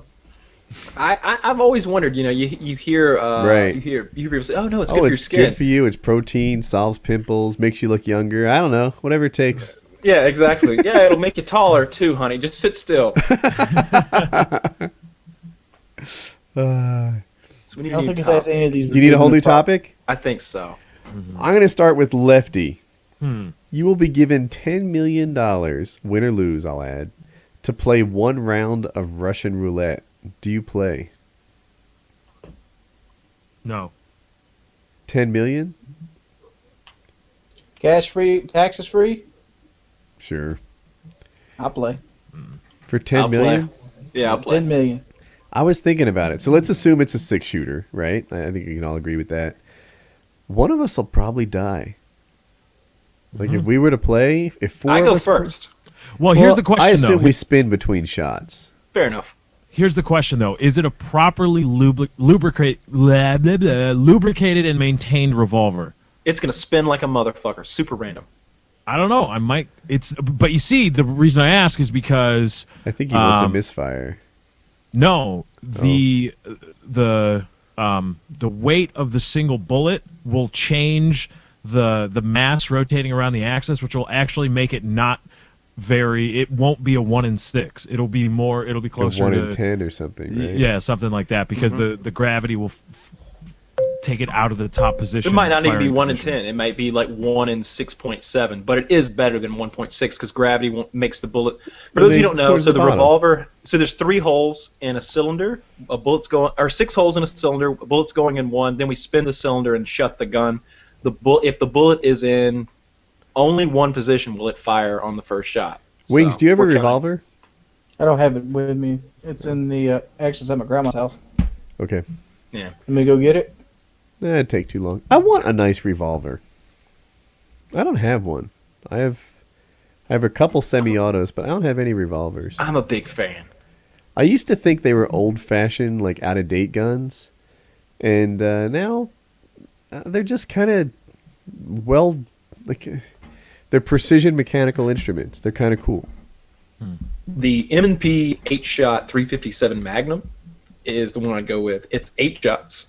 Excuse me. It's 8 shots instead of 6, and it's a really, really accurate pistol. And you can shoot 38 specials or 357 Magnums in it, and it's a good gun. But yeah, I totally spin the wheel. I totally spin that. I'll take 15% chance that it's all over. I'd never know it because we're all just space people, and Shit, I'd go so far as like I'll spend the chance, and then if I'm alive after, we go out to dinner. Fuck it. I still don't know if I can do it, man. I still don't know. yeah, I think I might have done it a couple years ago, but I mean, obviously I don't have 10 million, but money means less to me now than it once did. Yeah. I like money a lot. I'm a big fan. I am too, but I'm not that big of a fan because the downside to losing isn't I don't have any money, it's I don't exist, period. I wish I had But a revolver. I'd like to put a bullet in and just spin it, see if it would work. I do that all the time. Like especially if you watch like the Deer Hunter, where Russian roulette is a big part of the movie. Yeah. I'll be like, I wonder how that does work. And you put a bullet in the revolver, spin it, and shut it, and look and just see what would have happened. And it's cool. Sometimes you die. How many times have you lost, Kyle? I don't know. I could spin one and think about it and let you know the results. But it's Do you have one right there? of course. The front. 1 second. Yeah, of course. You see, now I was thinking the other day, if I was ever to get a gun, because I'm pro gun as it were, but I don't own one. Mm-hmm. If I was ever to get one, and it's Kyle's associate's fault, it would have to be an M1911. Really? Yeah, because whenever I use them in video games, but I saw a video of a guy Kyle might know shooting them, and he was just singing their high praises, and I've heard nothing but from gun people being like, the M1911 is one of the best pistols ever made, and so I'd have You don't make that it would be the gun 100 I'd years have to for get. no good reason. Mm-hmm. I'd rather have a SIG. But so all right, this first roll is for Woody. Woody lives. All right. Second roll is for me. I'm gonna die. I can't I hear live- it spin, so it spins really silently. Yes, it's incredibly smooth. Like I'm gonna spin it right next to the mic. I think I know this gun. Is it chrome? No, it's black. This one is Okay. for Wings. I heard it. Wings lives. And Lefty. Lefty lives. Did See, you I do got you yet? $10 million. Go ahead. Did you do Wanna you, do- Kyle? I did do me. We Yeah, all he was- lived. So you didn't let it stop spinning? I slammed it shut. That was the stopping motion. Yeah, It's- okay. It was spinning freely, and then I slam it shut, and it still spins maybe 2 or 3 more times, and then it locks into place. It's completely random. So if you spin it, will the weight of the bullet pull it to the bottom? If you were to like let it stop on its own? Good question. Let me spin it and let it stop on its own. I like that I can hear it. I hear like No, and that time the bullet stopped on the left side. so it spins freely, but not so freely that the weight of the bullet pulls it down. Yeah, it's stopping in a different position every time I spin it. So you say the M&P 357? Yeah, excuse me. This is a Smith & Wesson. Yeah, that's right. Yeah, that's right. Smith & Wesson M&P 357. Yeah. Which 8-shot. 1911 would you get? How much? What's the budget? I don't. So we've talked about guns before, and Kyle knows this, but probably a lot of people listening don't. When I buy a rifle or a pistol, I typically think I'm only going to get one of that kind. Like, I don't see myself owning 12 revolvers or 12 1911s. So I want to get my last one first. Buy it nice or buy it twice. I can tell you which one I'd buy. Tell us. What would you get? Kimber. Kimber's a solid name. But I want to say Kimber was widely praised a few years ago and then widely panned. Most people will bullshit you with some Springfield, but like every Kimber 1911 I've ever seen has been nice. It looks nice. It feels nice. It works flawlessly. So, and then Kimber also has a slide conversion for 22 long rifle, so you can put the slide conversion on it and shoot 22 out of it, and you can do it's a dual purpose. So the Kimbers used to be really top shelf. As of late, a lot of the work that's coming out of their custom shop is seen as sub-Kimber work. It's not bad. It's just not what it used to be. You can get that. You can convert your 45 ACP 1911 to a number of different calibers, including 22 long rifle, with a pretty affordable kit. I think it's like maybe $275 on top of the cost of your pistol, and it allows you to shoot really affordable ammo, which is impossible to find right now. But if I was going to get one and only one, maybe an Ed Brown. Ed Brown makes some really high-end stuff, and you can be very specific when you order your pistol, what you want on it, kind of put it together like a Honda Civic. Like, no, I like this hammer, I like this trigger. I want a 7-inch long slide. I want these grips. I want knurling on the back, but not on the front of the grip. You can decide, what kind of sight you want. Is it a problem to be outside the mainstream, right? Because like I've heard of Kimber, I've heard of Springfield, I've probably heard of obviously Colt makes them. I assume Smith and Wesson does. I don't even know, but I've never heard of Ed Brown. They're too expensive. Is it bad to be on in the custom range out there that no one knows of? No. They're all custom. That's the thing. So all 1911s are inherently just someone's version of an old design, that 100-year-old design. They're all tweaking and doing their own thing, and a lot of times you have to hand fit parts when you put them together. So they're almost like assembling a model car at times when you're really customizing a 1911. But the Ed Brown ones are known to be some of the best. So are the Nighthawks. I've got a Nighthawk. Yeah, and that's your personal favorite, right? I know when we did that shooting competition in Arkansas, that's what you used, right? A Nighthawk 1911. Yeah.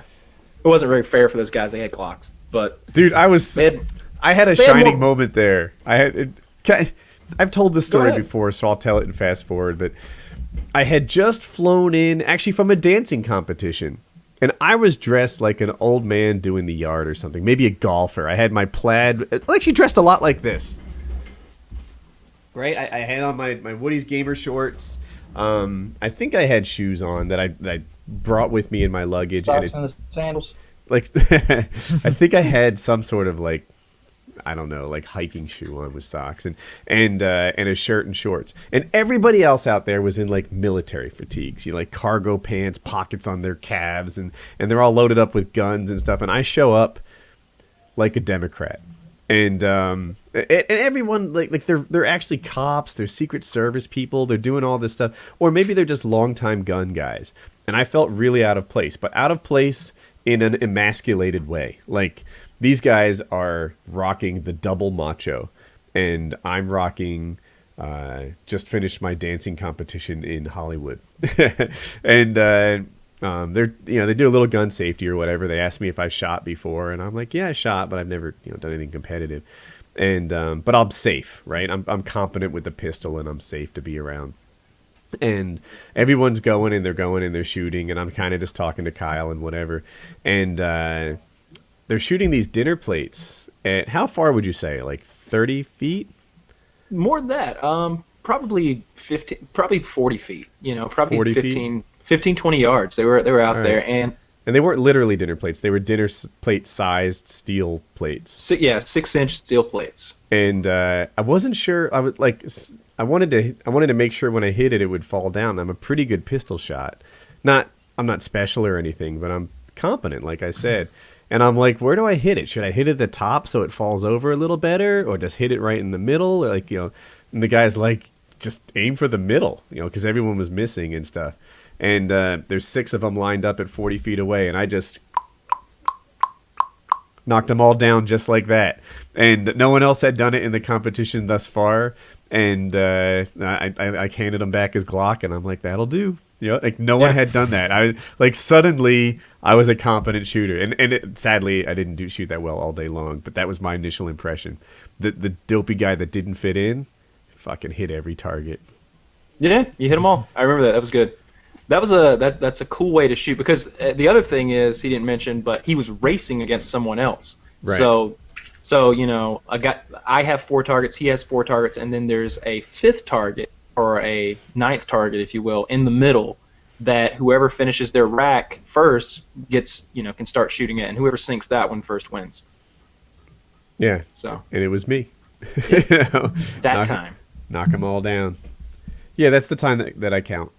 I should mention Kyle won the whole thing. I think that's what he's referring to. Yeah, no, in the second round I wasn't the super me, but yeah, Kyle won the whole thing. It's hard to be the super you every time. It's hard when people are watching. People, you know, I have done things that I wouldn't believe when nobody was watching. I can throw pebbles up in the air and shoot them with a rifle. I've shot birds in the head from 100 yards standing with a rifle. It's crazy, ridiculous things. I've put 3 bullets in a dime at 200 meters. But if there's a crowd around, it's a lot of pressure. Your heart beats a little bit faster. The second time I went faster. I think I could have done what I did the first time, but instead I was like, all right, I'll do it again, but this time in half the time. And it didn't work out like I wanted. I had some misses, and I got knocked out of the competition. And those plates were weird too, because you guys all had 9mm, and if you didn't hit them, like you said, the guy said aim for the middle, but really aim for the middle and higher. Right. Was the thing with those. If you hit them low, they wouldn't flip every time. I had a 45, so it didn't matter. Right. That was a little bit of advantage, but I also had half the ammo capacity as everybody else. That was fun. That was a good day. True, but if it takes you more than 7 shots to hit 5 plates, you weren't going to win. Yeah, there you go. You weren't going to win anyway. So, but yeah, that was a good day. That was I hope we can say all this. Maxim made all that happen, right? The magazine. Yeah. Mm-hmm. I like rich people. Rich people are great. Rich people are wonderful. Rich people, they get nice. blasted in the press all the time. Everyone thinks rich people, they're total douches, greedy assholes, whatever. Do you know any rich people? They're wonderful to spend time around. And we're not talking about rich like the richest guy in your family or the richest guy in your neighborhood, but, you know, with somebody who's got $5 or $10 million in disposable income. Yeah. Somebody who has their own plane. You know, those guys. Like a jet, not a plane. You know anyone Plane's who's really affordable. rich? Right, not a plane. No. You know a guy with a plane. Do you know anyone with a jet? A private jet? Those guys are nice. Yeah. He wasn't out there to prove anything to us. You know, he was just comfortable in his own skin. He was generous. He was funny. You know, they'd tell stories that I can't share. Totally. He's like, do you have earmuffs? Oh, don't wear those shitty earmuffs. Wear my $400 earmuffs. We all have them. We're the cool guys. Come on, wear them. Wear our earmuffs with us. just really nice guys. They don't want you to fill out a place or anything like that. They just want to have a good time. And meanwhile, you'll get them alone and start drinking, and they'll tell you the story about the time. I'll tell you this story. My buddy, very wealthy guy, real party animal. He was in Prague, you know, Germany, wherever the fuck someone goes to race their own Ferrari in some sort of private rich guy race. And him and one of his buddies are out there in the street, and they've all got a prostitute apiece. And they decide that they're going to race their prostitutes, piggyback style. They're going to hop on the back of their prostitute and race them across the street. And they bet $5,000 on it. My buddy's prostitute was too little, and the other guys had a stocky prostitute. He jumps on her back. She takes off running. He's like, I jumped off on my prostitute's back, and she just falls flat on her face. But meanwhile, the other one's like spanking her and stuff. Like, come on. You know, really, it's fun to hang around with guys who will tell you stories about. I met the guy who holds the record for the Cannonball Run, like the race across the United States. He owned a percentage of a big nightclub in New York and all this other stuff. And I'd known him. I had literally sat there and drank with him for about an hour. And the next thing I know, he's like, hey, you ever seen a three-wheel Morgan? I'm like, no, what the hell's a three-wheel Morgan? It's this really expensive, exotic, three-wheeled motorcycle engine race car thing. And next thing I know, I'm in this thing wearing some goggles like something out of Bedknobs and Broomsticks storming through the streets of New York. we get pulled over, and he talks so much shit to the cops that they just walk away and leave us alone. Like he didn't even let them try to say anything about me not wearing a helmet on a motorcycle. He invited them to some gala he was holding, some law enforcement seminar, and gave them free tickets, and they just walked away. It was rich people are fun. Yeah, they're really enjoyable to be around. I'd like to be one of those. What I rich took Yeah, from that you conversation don't even need was to be bribing one. cops work.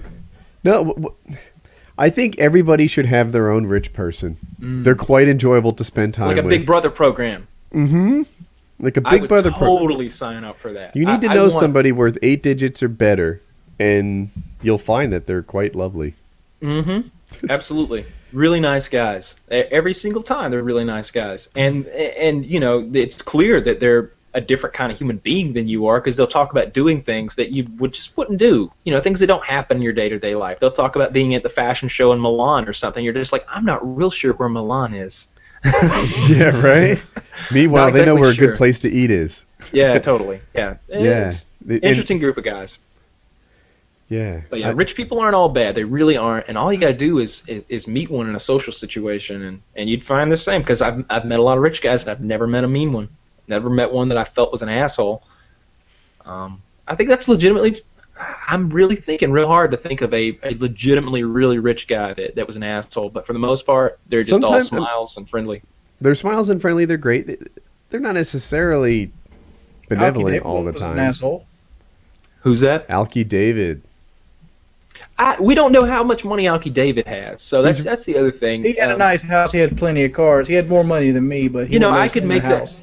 If I wanted to, I could take you to a house just as nice with cars just as nice out front, and it would cost me $20,000 to put that show on for you. Now, that $20,000 isn't a small sum of money, but I could make you think I was worth $10 million with $20,000 over a weekend. I know All that need was to his do is- place, though. I know that's where he lived because he live streamed from that room that he took me to many, many times. Okay. So that I know this. We weren't allowed in the house. wait, What kind of bullshit is that? you weren't allowed in the house? They had a guy guarding the door to make sure we only go to the bathroom. That was specific to you, perhaps, because I went around. Did you not see the gigantic golden horse and the? I seen the horse and all, but that's when Keemstar took me into his office to do a vlog. But people weren't allowed to go in and out the house. I did. Yeah, I felt free to walk around the house. Did you? He You weren't offered me. supposed to. He offered me a job after that. He bought a company that owned a website having something to do with gaming, and he never laid it out really clearly, but he wanted me to work for him and run that thing and make it into something. And it would mean leaving YouTube, and I didn't do that. And also, do you remember him being kind of hard to work for to all the staff? Like, not us. We were the quote-unquote talent. Like, he was nice to us. But the people running the websites, people working the cameras, and he didn't seem to have a lot of tolerance for any imperfection. Do you remember it like that? Yeah. I remember getting upset at people. Yeah, he would yell at people, and that's not how you manage me. So that was part of the turnoff. It was like, I don't really want to work for a guy who yells at his staff. Yeah, some people don't know how to handle employee-employer relationships correctly. The best way to do it, whenever I talk to somebody about people who work for me or anything like that, I never say people work for me. Not in, here I might say it every now and then because it doesn't matter. But especially if they're with me, I'm like, this is Dave. He works with me. This is John. He works with me. It doesn't matter what the hierarchy is. We're in a social situation. Right. Right. See, I would have been like this. You won't talk shit to me. I'd be like, Woody, you want to make $20,000? Here's a big. I'm about to knock a rich man out. We're in Hollywood. How do I Paparazzi make be eating that picture up? How do I make 20 grand? You take your iPhone out and start taking pictures of me beating Alki David's ass, and Fat Man beats $26 billion there in his own house. Sell the pictures to E and Star. Oh, so Wings, I wanted to run this by you. I've been bouncing this around the subreddit a bit. I know you're hesitant about the porno for a number of reasons, but what if you could do the porn? What if you could do a deal where you just unzipped? What if you weren't fully nude? What if it was just your junk? Dude, I Would think that sweeten the let's pot talk a little? about this after I think I speak Weight for the loss. audience when I say we want to see the beautiful penis and enormous balls. Yeah, now I watched your video when you talked about this. I think you've talked about it in 2 videos. I understand all of your concerns. I do. I'm not trying to pressure you into doing it.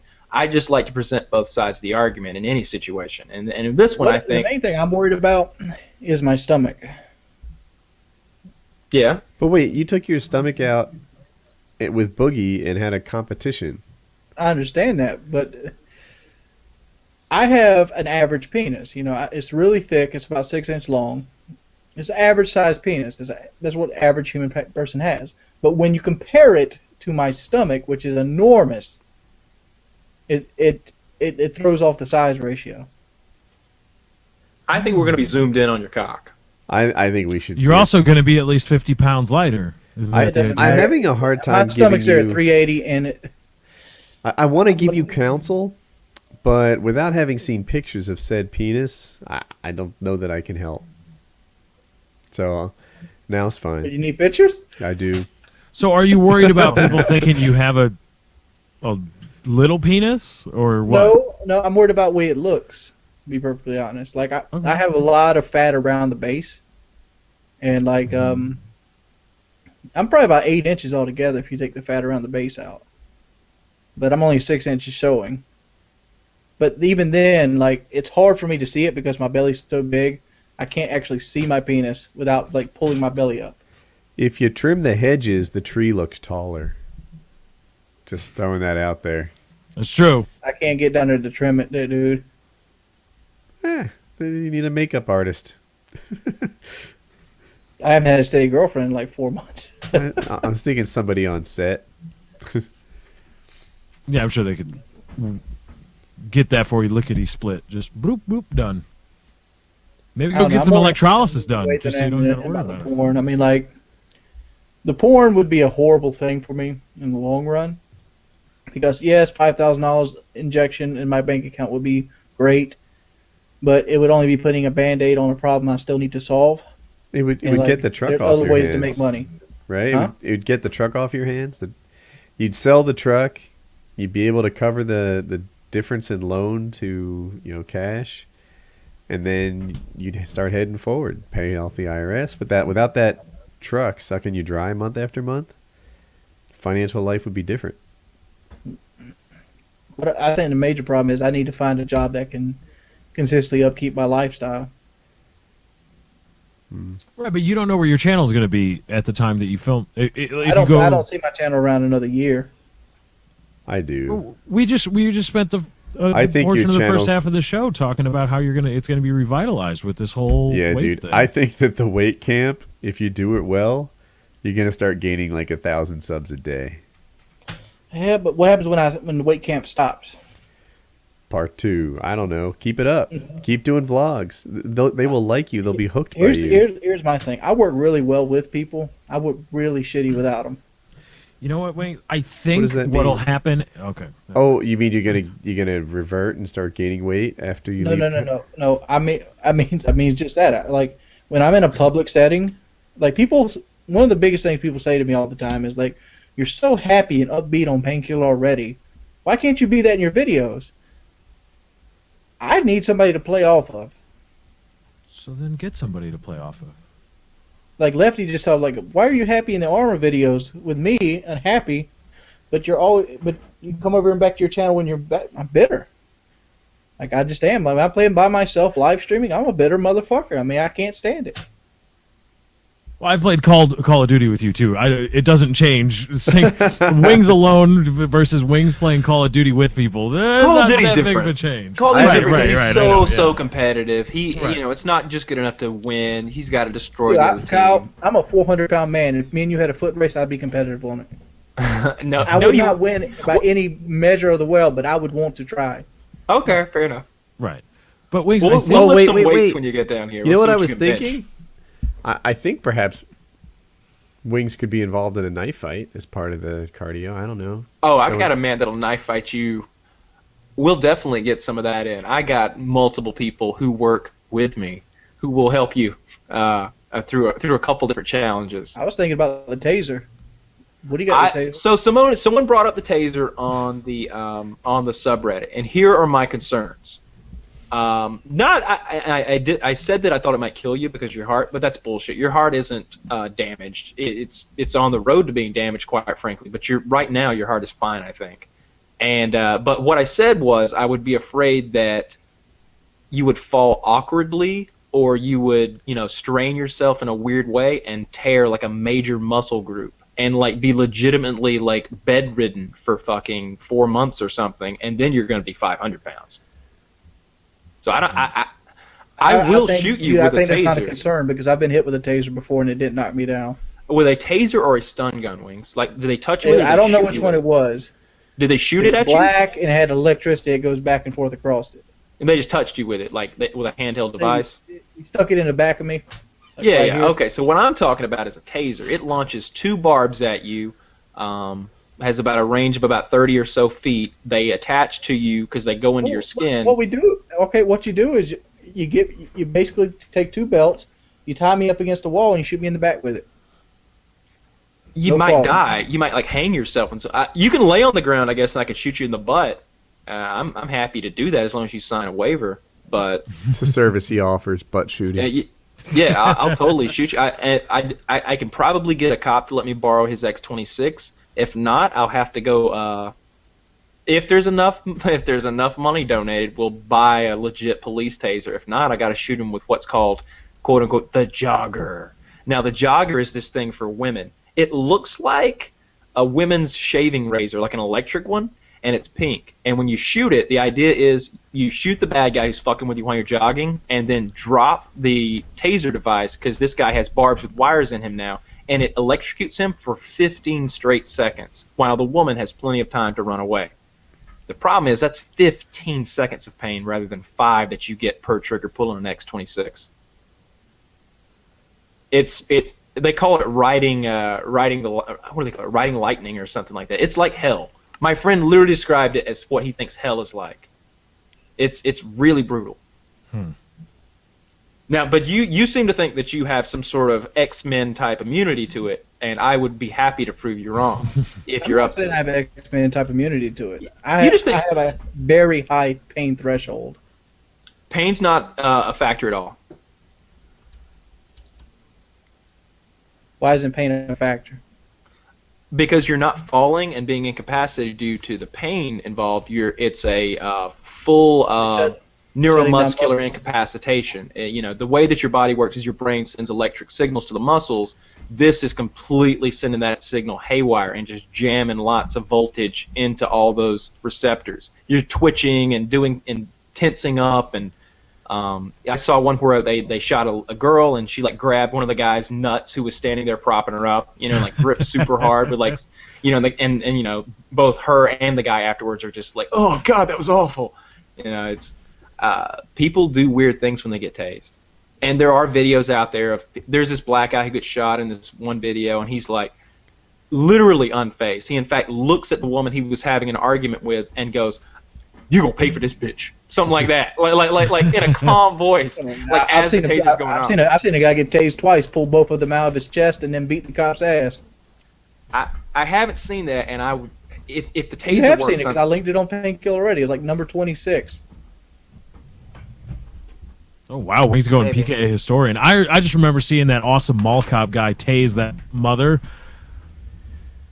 when the kids were being ridiculous and calling him a fag and trying to hit him and stuff, and then she tried to hit him, and then he like just, oh really, bam. Do you guys need a whole new topic? Well, yes, sir. The reason I'm thinking the superhuman strength's there is because I have a lot of fat.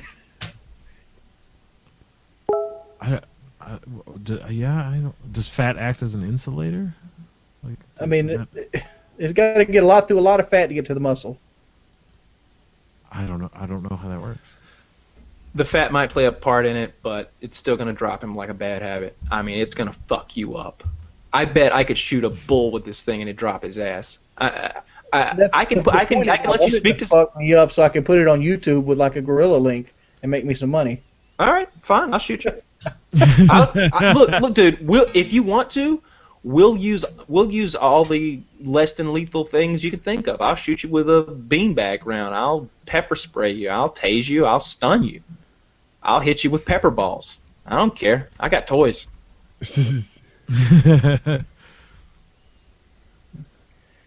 Yep, there's nothing you can do to me. I haven't done it myself already. Woody, can you the government shutdown? Did we want to talk about that? The federal government shutting down. I would like to talk about it. All right, go ahead, Wings. Let's get us off on this bitch. All right. I find it amazing that I live in a country which I support so wholeheartedly with industry and everything else. I'm one of the most patriotic people you can probably find. You know, most of my family history comes from the military and things like that. But somehow we've managed to have mice sneak into the White House, and we have this whole government run by fucking imbeciles. You have a situation in the White House right now where you have one party holding off on balancing the budget or renewing the budget to stop another thing from going through.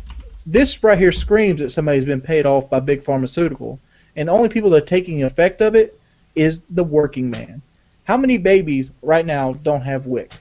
How many people on disability won't have their checks to buy their medicines because these guys want to line their own fucking pockets with pharmaceutical money to push Obamacare down? How many people of those 800,000 will miss their house mortgages this month? How many banks will take advantage of this? How many homes will be foreclosed? I don't think because some guy wants to better himself. So you're saying that because the government shut down, some people won't be able to pay their bills and they might lose things? Yes.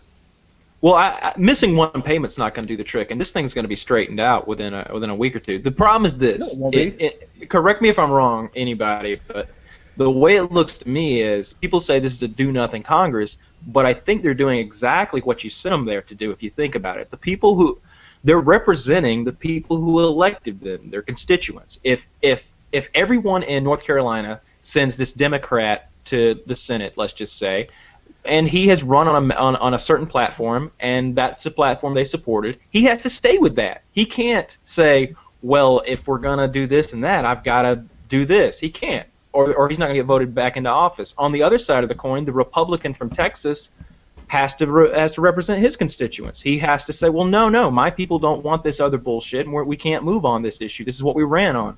So yeah, both sides.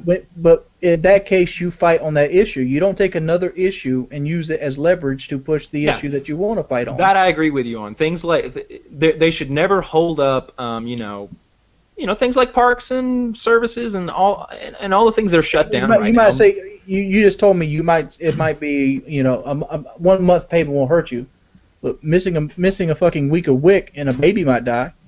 I don't know what WIC is. WIC is it buys baby formulas for people with sub income that can't afford to feed. There is no one out there whose baby's going to starve because they're a week late. It's just not going to happen. There's stuff out there though. Like I know there are kids who are supposed to be entering cancer drug trials who are being delayed their cancer treatment because of the government shutdown. Like that is a thing. That's a thing. It's kind of a localized thing. I think there's like a dozen people impacted by this, and they're using it. They're kind of grandstanding with it, but it's a real thing. It's a real thing. Yeah. And what about people that already are behind and they're just kind of like edging by? And maybe what if they're 2 months behind on their house and they're waiting on their military disability check to maybe skim by and make a re-deal with the bank. The fact is, you're shutting down the country because you want to make a point, and it's stupid.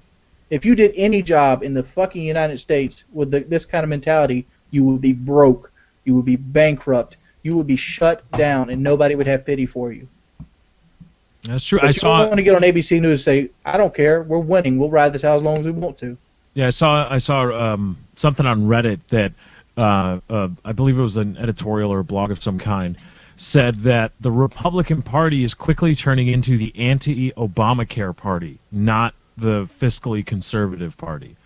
They are so ideologically opposed to Obamacare, Republicans that is, that any opportunity they have to oppose it, they will, and they will try to leverage any and every point they have to try to derail Obamacare or the Affordable Healthcare Act. They're different things, right? No, Aren't the they? same thing. Oh, they're the same thing. They're just Yeah. okay. I thought they were. Obamacare is the nickname for it. Right. But and that's kind of the case because at some point your strict adherence to your ideology is negatively affecting other people and voting for your constituency, okay, but there are a lot of government workers in the districts that are being furloughed that these congressmen represent, or congresspeople, excuse me. I'm going to say congressmen, whatever, screw it. Men, deal with it. And so, okay, well, yeah, you've got to protect your constituency by going against Obamacare, but at the same time, you're voting to furlough all these government workers. How many people does the government employ in our economy? It's a significant number. And a lot of those people are furloughed. And NASA Mars missions are now possibly going to be completely derailed, not Curiosity. I talked about it on my show, but I learned later that a subcontractor actually runs the Curiosity rover on Mars for NASA, technically. So they're a private corporation under contract with NASA, so they can run Curiosity. But NASA, the windows they have to plan all these missions, there's nothing else coming down the tubes going to Mars or creating new propulsion systems or looking at figuring out the science of how to intercept an asteroid and keep an Earth-killing asteroid away from us. All those things have stopped. And for what? Because you don't like Obamacare. Okay. Aren't there other avenues to do it? Aren't there other avenues to try to fight Obamacare? And fucking 2 weeks ago, we were about to bomb Syria. Now we ain't got no money. Fuck you. I didn't even put those together, but you're right. We were just about to, and the Republicans were all for it. Yeah, let's start another war. Outstanding. God, I love war. It's like football, right? This is my favorite thing. Root for the home team. Another goddamn war. Oh, do you see their building blow up? That was a good bomb right there. And now they're like, no money. No money. Got to shut the whole thing down. Can't do anything. No cash. It's crazy. I like to. I bet taxes come out my motherfucking paycheck this month. I know for a fact 'cause I just paid them cocksuckers. Yeah. No, they may be shut down, but they'll still take your money if you're paying. Like, okay, that's whatever. But it really, I mean, okay, the government shut down. My big question: did the NSA shut down yet? No. That's more important to me. That's a bigger issue than furloughing workers that are going to get or asking some government employees to work without pay that they're going to get back paid and they're going to get double time or time and a half for. That the NSA stuff is a whole lot. I think that's a big deal. It's just we're speaking relative terms here. God, I hate the NSA. Right? And you guys, I'm getting a little robot-y for me. I guess Lefty's moving. We're okay, I guess. But you're getting a little slowy down for me, too. We're back. We're back? Now. Okay, good. I mean, I can't think of a time in history when the United States was so adamant about spying on its people. It just seems like there's massive programs under there to gather everything we're saying and doing all the time. If you go back in history and you replace email with paper mail or snail mail, if you want to call it that, they were protecting it. It was like a federal violation to mess with my mail. You can't grab stuff out of my mailbox. They will send you to federal pound you in the butt prison, if you grab my mail out of my mailbox. If you mess with the post office, it's a really big deal. Like, they take that super seriously. But things went electronic, and now it's all of a sudden, what? You don't like me looking at your mail? Well, you hiding something? It completely flipped around and turned into them, I don't know, invading constantly. I relate it to Napster. I mean, burning CDs was a big deal until they became MP3s, and then stealing music became less offensive. I remember the days of Napster when I first discovered that thing, and they were like, basically everything you could ever want is here. It's free, but don't get caught because they'll fuck you up real bad. And I'm like, all right, they'll never catch me. I don't care. This is my parents' internet. They're not going to fuck with a 16-year-old for stealing a lot of Green Day music and, random porn. So I was always on Napster, and all you had to do was like click the box where you don't share, I guess, and you're all good because I don't think they minded so much when you downloaded stuff nearly as much as if you were the one who was sharing it. That's how it seems to me. I guess it's almost like in those situations where marijuana has been in some sort of weird way decriminalized in an area where, oh yeah, it's totally fine to buy it, dude. We'll write you a ticket, but if you sell it, we'll fuck you in the ass. Yeah, decriminalization is weird in that respect. But when did it become a thing? I've seen this argument made a few times, and I'm sure in the comments people will make it here. When did it become a thing that you don't have a reasonable expectation of privacy when you're on the internet? When is that a thing? It happened without our knowledge, apparently, like 5 years ago. Right. Like, but that's when it was a thing. It used to be that they were like, everyone tell you that no, this shit is encrypted on a level that's beyond human comprehension. Nobody cracks this shit. Not the Chinese, not the U.S. No one knows how to do it. It's so many digits. It's done in such a way. No one gets into this shit. Your email is super secure, dude. And you're like, oh wow, that's crazy. It's cool. They built a system around this whole interface that's just foolproof. Meanwhile, our government's been doing these side deals through intimidation with people like Google and Microsoft to get inside your shit and get around that stuff. They've been forcing people to give up their encryption keys. And the argument for why that isn't illegal is that, oh, you don't have a reasonable expectation of privacy on the internet. But why not? Wait, hold on a second. Like you said it, Woody, if you replace email with snail mail, there is no difference between email and snail mail in the cognitive sense, because you are trying to communicate with another private entity when you use snail mail, but you are not responsible for sending that piece of mail to that person. You don't bring it to them. You send it to the post office. You give it to the post office. Here, it's sealed. Send this to that guy over there. Now, the post office themselves don't even handle it all the way through. They've got deals with even FedEx and UPS and airlines where they shove the mail into the bottom of airliners that don't have a lot of baggage, and the infrastructure for the USPS is larger than just the USPS. So there's people that you have no idea are touching your mail, handling it, moving it from one place to another, that you never, because when you hand it to the USPS, you say, hey, United States Postal Service, you are now responsible for this. But they hand it off to an American Airlines baggage handler or a UPS guy.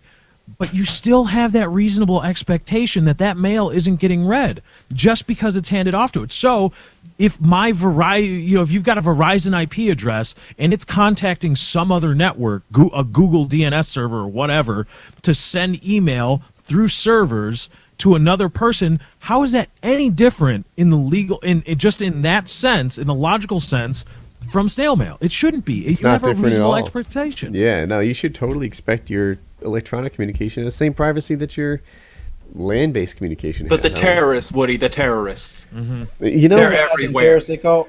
Let me just say this. There aren't any fucking terrorists, and the ones there are fucking knuckleheads that can't pull shit off. Not in this country. Yeah, you see horrible things happen in other countries. We got it locked down tenfold.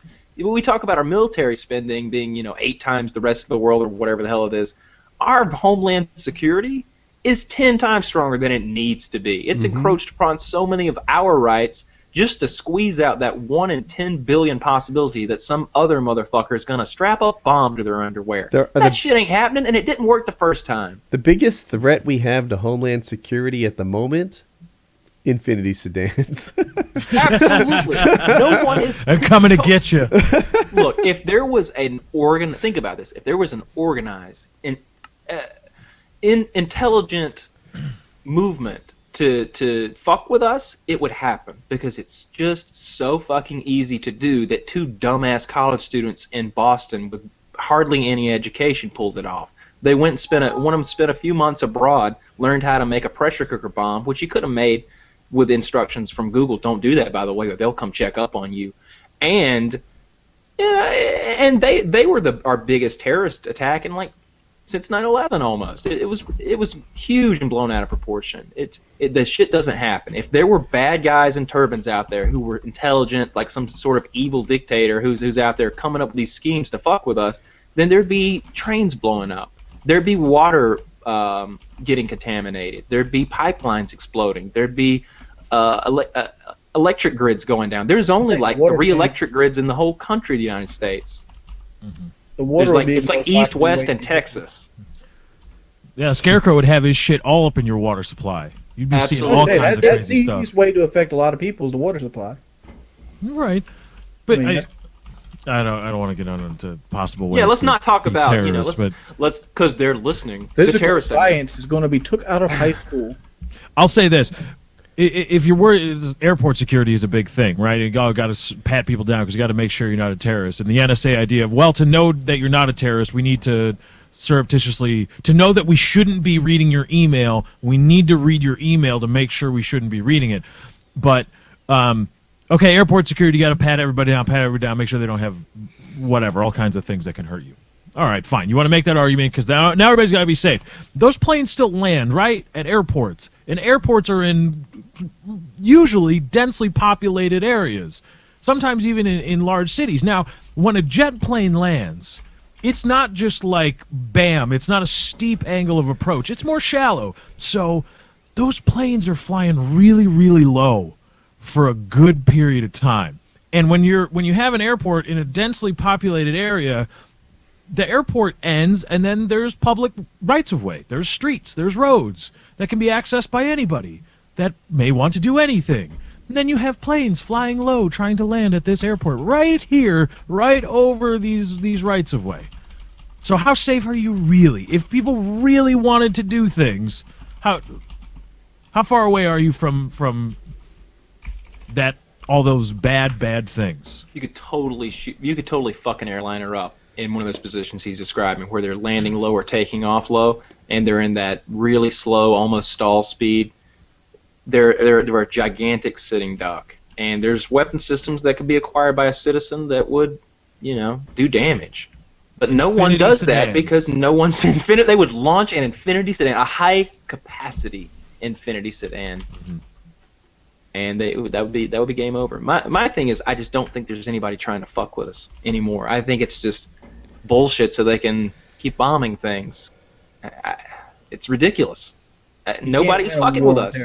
You can't do it. There is no war on terror. There's no fucking You terrorists can't win after a us war on anymore. terror, just like you can't win a war on drugs. You can't beat, an idea. There aren't any terrorists after us anymore. We killed them all, and then we killed all their sons and their sons and their sons. We've killed hundreds of thousands of these people who are supposed to be terrorists. They're not fucking with us anymore. They're done. The war was over like 8 or 9 years ago. Obama now we're won it. fighting people who are just Obama won it. He did kind of win it. But the people we're fighting now are just people who are pissed off. It's that not the we killed all response those I terrorists expected, who damn happened it. to be next door to him. Yeah, Obama. I mean, if you put your closer in the ninth inning, did he win the game? And the starter still gets the win most of the time. Yeah, I remember Bush being on that aircraft carrier with mission accomplished right over his damn shoulder. That's Well, the day I knew. Mission was accomplished. All right, now I will say this. At the time, if you don't remember, when he did that, the mission seemed to be accomplished. We had taken care of business, stormed in there. It looked like we were going to be out of there, and the country was going to be cool within a month. It was it was right before the insurgency, right before all these people stormed in from Syria and Saudi Arabia and Egypt and Jordan and wanted to kill the great Satan or whatever. It was right before all that happened.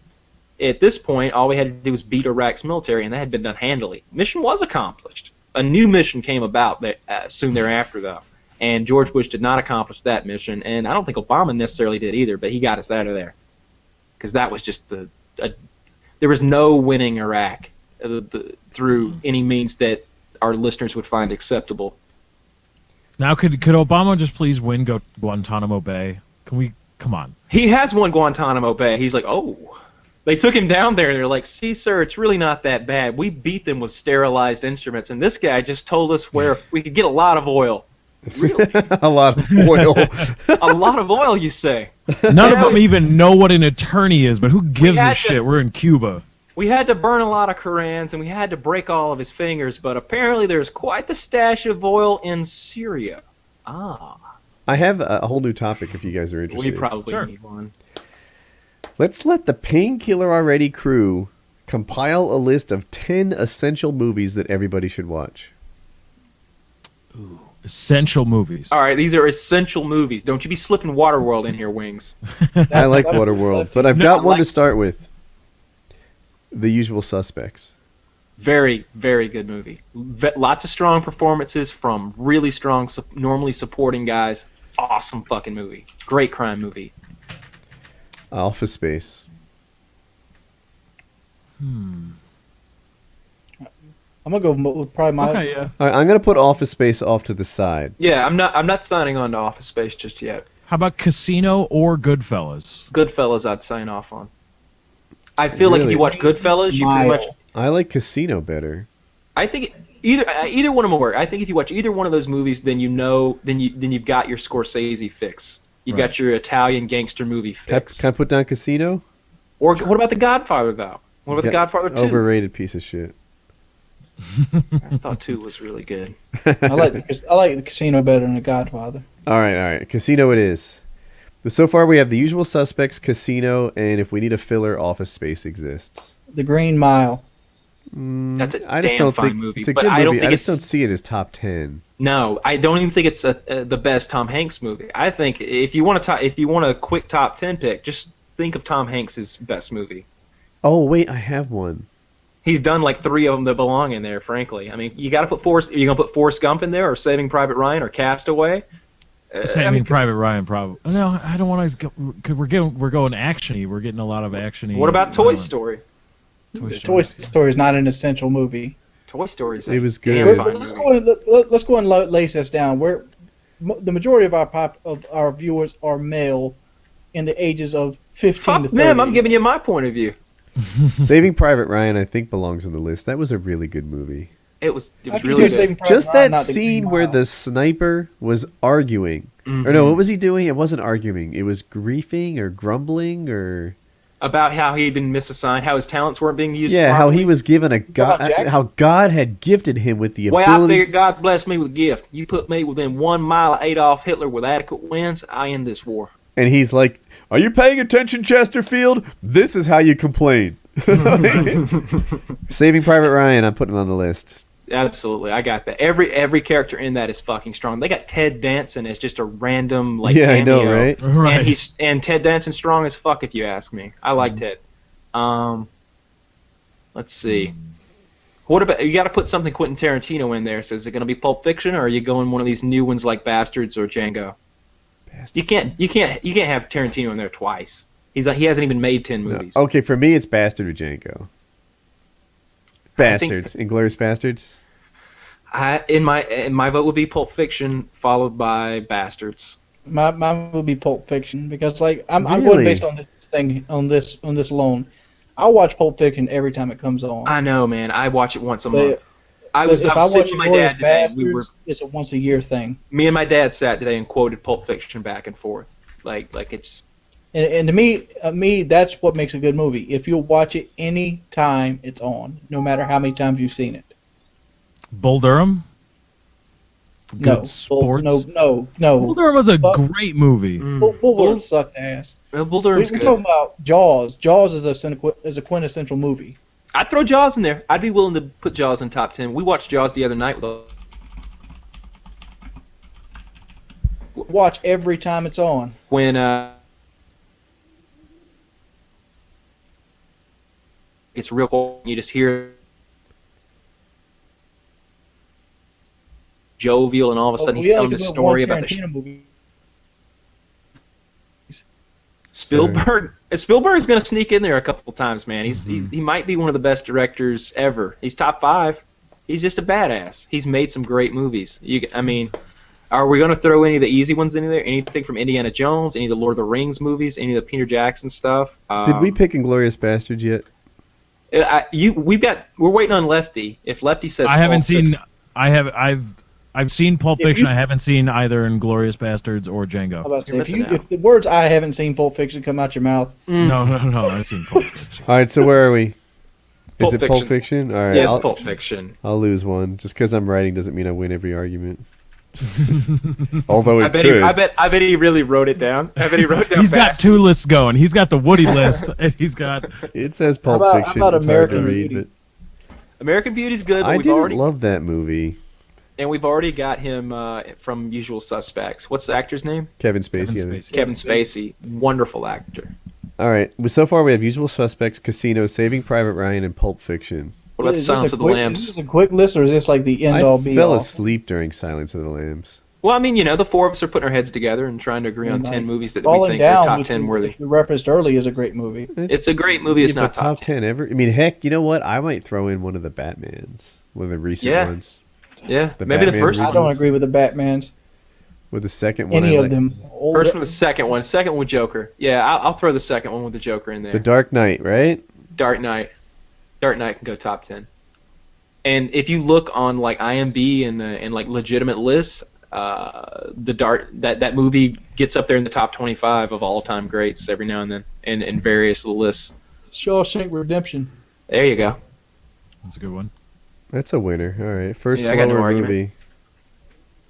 It is a slower movie. Wrath of Khan.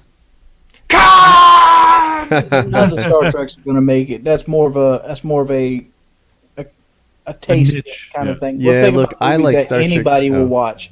I like Star Trek movies more than most. I really like them, but I still don't. When I think of top 10, it should be great. It's a movie that anybody can watch, no matter how limited their movie experience is. You don't agree? No. I'm sorry, what movie did you say? I got think briefly anybody can watch distracted. Khan.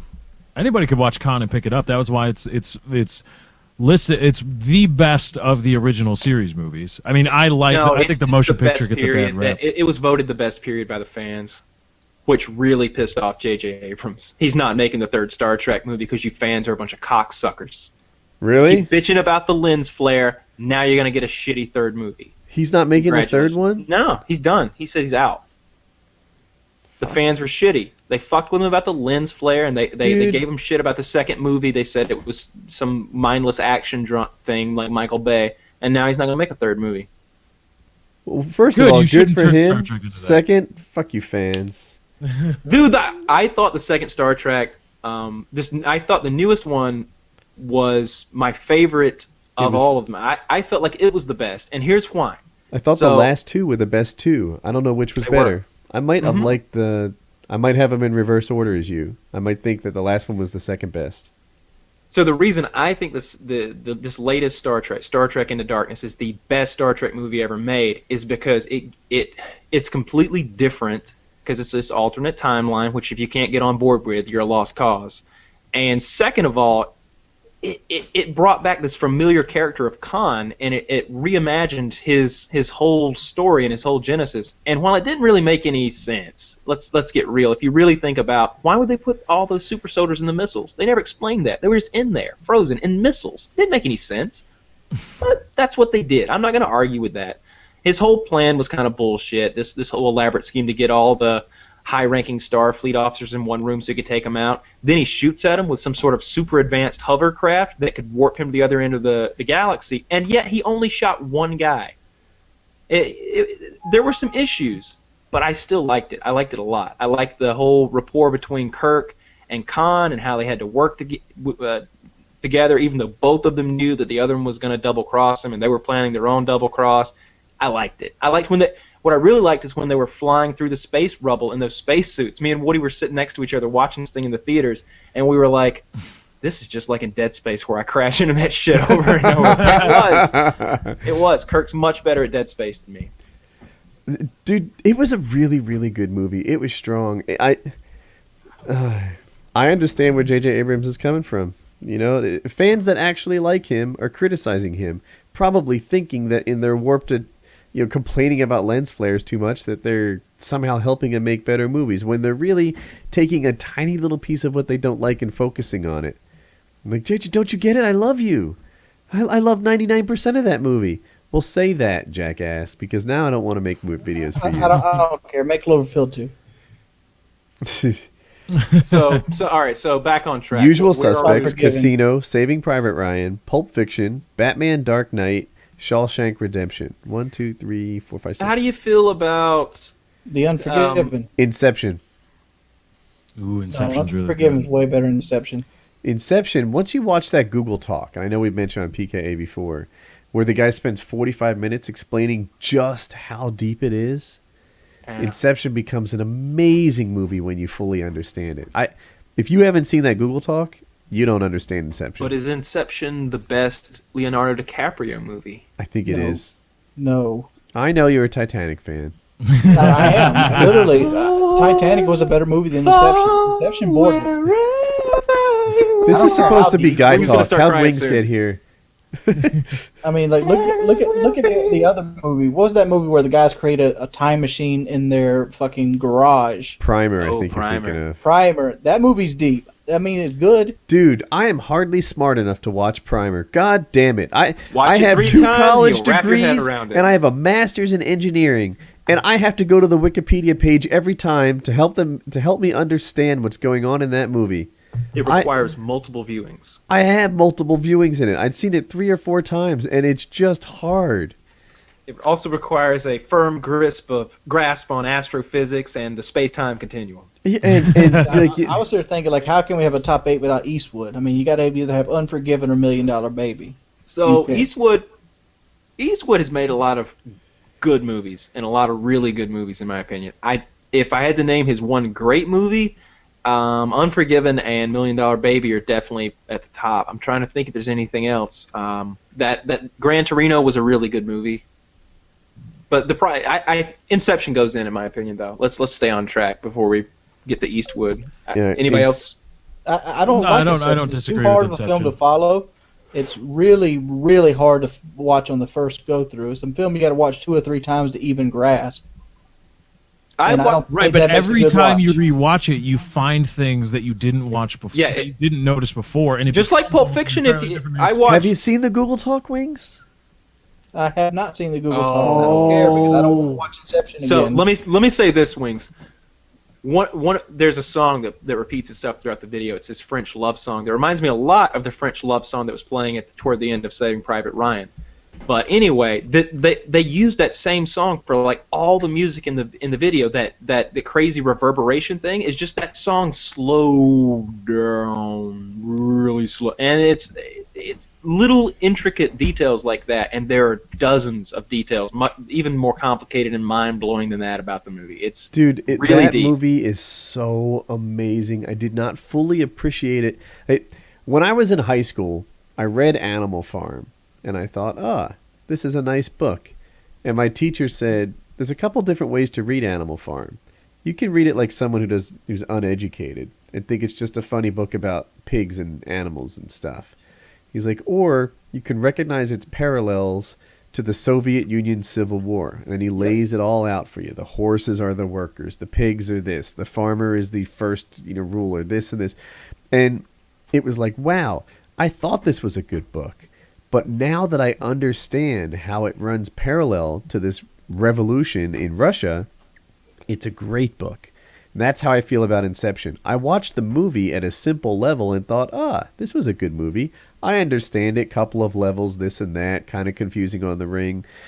And then you watch about the movie, then you become educated, then you understand its parallels, and you're like, wow, this is not a good movie. This is a great I understand movie. what you're saying, exactly understand what you're saying, but I don't think that makes a good movie. Look at Pan's Labyrinth, for example. Pan's Labyrinth is a multi-tiered story that never tells you that it's a multi-tiered story. It's an okay in movie. what way? Because I'm familiar. Well, Pan's Labyrinth it has 2 stories running parallel. You have the little girl in Pan going through the magical kingdom doing, what she has to do, and then you have the maid fighting the revolution against the rich guy. Yep. Yeah. What it actually is the little girl never exists in the movie. She is a figment of the imagination to tell the baby in the movie about her father. Spoiler alert.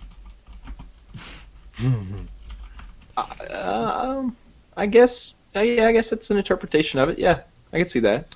That's what the director was on record and said that's what the movie's about. What is it, Guillermo del Toro? Del Toro, Yeah, something like that. All right. So what Yeah. about Fight Club? Ooh, Fight Club, that's really another movie. That goes over in good. seconds. Can I offer up 2 of my own? Sure, The Matrix and one of the Back to the Futures. I like those. Mhm. I mean, offer up for. I don't know. The Matrix, I don't think it was really groundbreaking. I don't know if the acting is top tier for top 10. I think it's top 25. Yeah. What was the other one? Oh, Back to the Future. It was That's like cute. putting Memento on the top 10 list. I'm not a big fan. I like Memento a lot. I like it too. I just don't know that it's top 10 of all time. What I have written down so far is Usual Suspects, Casino, Saving Private Ryan, Pulp Fiction, Batman Dark Knight, Shawshank Redemption, and Inception. I like where we're going. What about anybody else Schindler's List fan? That'd be another Spielberg movie on. Spielberg's a beast, dude. Spielberg could have 3 or 4 in there. There's all kinds of Spielberg movies. Like Jurassic Park, in my opinion, would be on that list. But it's not a movie that'll be on a lot of people's list. I was wearing a Jurassic Park shirt today. I'd listen to a Jurassic Park argument. Not Jurassic Park 2. No. I'm talking about Jurassic It's all Park. about Because, three. I remember seeing that when I was... Jurassic Park came out in 93, so I was... Jurassic Park was a really good movie, and I feel like we should have I was like something that's 7 a or regular 8. movie, not an IQ test. We are a little cerebral with it. I know, like The Usual All right, so Suspects is really tricky. Fight Club as well. Fight Club is tricky. I didn't Pulp write that one Fiction's down. a little tricky. You Uh, didn't write that one down. I think he deserves it. What about 7? David Lynch does a lot of good stuff. Inception is the 7th one. Wait, 1, 2, 3. No, 7, the movie. Yeah, Oh, 7. Oh, God, that's a good movie. 7. Should I write it down? Yes, I'm write good with that. 7 down. That's another If one, you haven't though. seen 7, you're doing yourself an injustice. 7. I'm a big fan of Alien. Yeah, Uh, Alien Ooh, is probably I like the best sci-fi second horror Alien movie. Aliens. So here's the thing about Alien and Aliens. Alien, the first one was directed by Ridley Scott, and it's a creepy horror movie. There's only one bad guy, and it's all about shadows and being scary, and it's a horror movie. But Aliens is directed by James Cameron, the same guy who did Terminator. It's a fucking action movie. They're sending commandos in. It's firepower, giant aliens. They're 2 very different movies in the same universe, different styles, and they're You know, both. the funny thing is, Kyle, Alien Yes, 3 was what's about David Lynch, the guy who did Fight Club. Alien 3 sucked dick. I don't care. I did not like Alien 3. It sucked dick. It was Is that a the one where dumb they shave premise. their heads? Yeah, were the men castrated on that prison? Was that the deal? Is that They one were that got raping the castrated. shit out of her? Everybody but the doctor. That's why the doctor tried to come up against her. Were they like castrated? Like they don't have any They desire? were medically chemically castrated. All right. They had I a penis, guess. but they didn't use it. Damn. Somebody would beat her to death out of frustration. She's literally on a prison planet with like the The worst. doctor tried to get some, but then the alien comes in. Yeah, Alien 3 laid a lot of ground rules down for the Alien series. Like it laid the path for Ridley becoming part alien herself. It also laid the idea of like the alien takes place of what actually it kind of like goes into. Like in Alien 3, it was a dog. Like the spore hooked onto a dog, so it had like a little dog-like alien. Yeah. So and they touch on that a bit in Prometheus as well, Mhm. where the way that basically these aliens have come about because of a weird mixture of DNA and some goo that is like some sort of DNA restructuring thing. It basically takes whatever material it has and turns it into the meanest motherfucker it can. It's an interesting series. I don't know. I would probably put Alien or Aliens in my top 10, but I don't know if it belongs in the real top 10. I put Aliens as a series instead of just one movie. I think Aliens is probably the better one, but I would stick it at like number 30, 40, 50, something like that. Requiem of a Dream's a good movie, but it's not in top 10 That's for a drug me. movie. It's not very fun to watch. Full Metal Jacket's a good one, not top 10. Braveheart's Fear and Loathing in badass Las movie. Vegas. Hey, let's do an epic movie. A Braveheart, a Lord of the Rings. Like a 2001: long- A Space Odyssey is pretty damn good. It's the only movie Kubrick did a good job in. If you I'm ask too me. young for that. I hardly remember it. Who did Full Metal Jacket, Kyle? I didn't like the second half of Full Metal Jacket. How about Clockwork Orange? I hate that No, movie. I just thought that movie's overrated. It's just a regular You like violence Alex and his movie. Groovy? Die Hard. It's I'm a not popcorn touching movie. that But Should Die we- Hard is a movie that I watch every time I see it. Should we have a But popcorn the series movie just on the went list? so bad after like the first one. Scarface. Scarface Fargo. is a good movie. Big Oh, Lebowski. No Country for Old Men. No Country for Old Men. Is that a top 10? It is for me. Unforgiven? Corbin McCoy. No Country for Old Men probably has the best acted scene ever in a movie in it. Good Is Will it the one Hunting. with the coin flip? Yes, Yeah, the coin flip. coin flip. God, I still want to see like a sequel to No Country to Old Men. Everybody does, man. That was a. I'll tell you Antoine another thing I Chigurh is one of the scariest motherfuckers that's ever been put on the screen. That guy's a complete sociopath. It's I'll tell awesome, you- and he's well armed. I'll tell you another movie I'd like to see happen.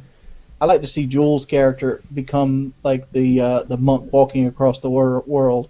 Yeah, man, that's an FPS Kyle idea right there. Taking the character of Jules, Samuel L. Jackson's character from Pulp Fiction, and making a movie right now where, you know, he's old as fuck and he's been walking the earth like Cain, just as he said he would at the end of Pulp Fiction. And what does he do? I don't know. He's an old motherfucker, but he's. He's like, I do what old motherfuckers do. I figure the way I see it is like, I don't know. He's on his journey and he ends up in some town and he ends up. The storyline doesn't have to be Tarantino-esque. He could just run into some bad people. He could be befriended by some family, and then the whole town's under the grip of some like a evil Death oil Wish type. tycoon who's like trying to run them all out to frack the area. That'd be a nice modern day story for him. Be something like that, and then they fuck with him, and he breaks the big boss's nose, and then he ends up like a Steven Seagal movie. That's what they all are.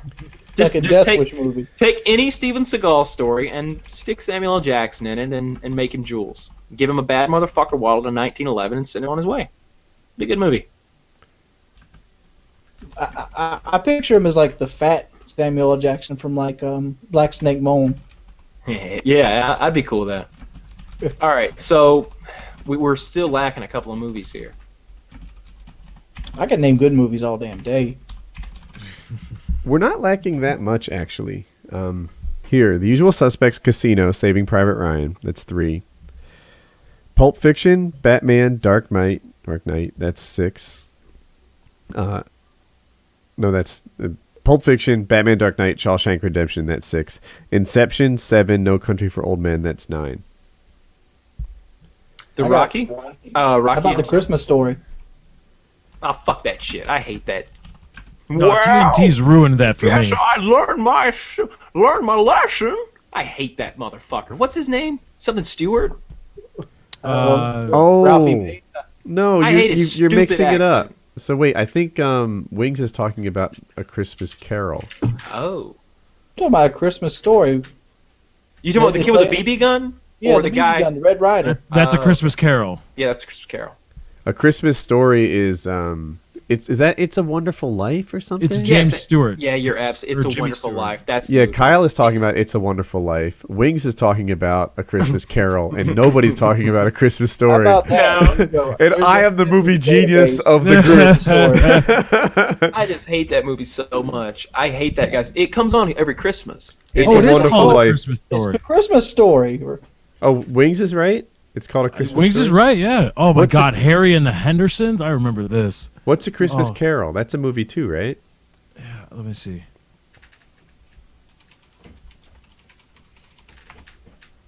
A Christmas Carol. It was a TV movie in 1984. It was a Christmas Carol in 1938. I'm thinking maybe there is no Christmas Carol.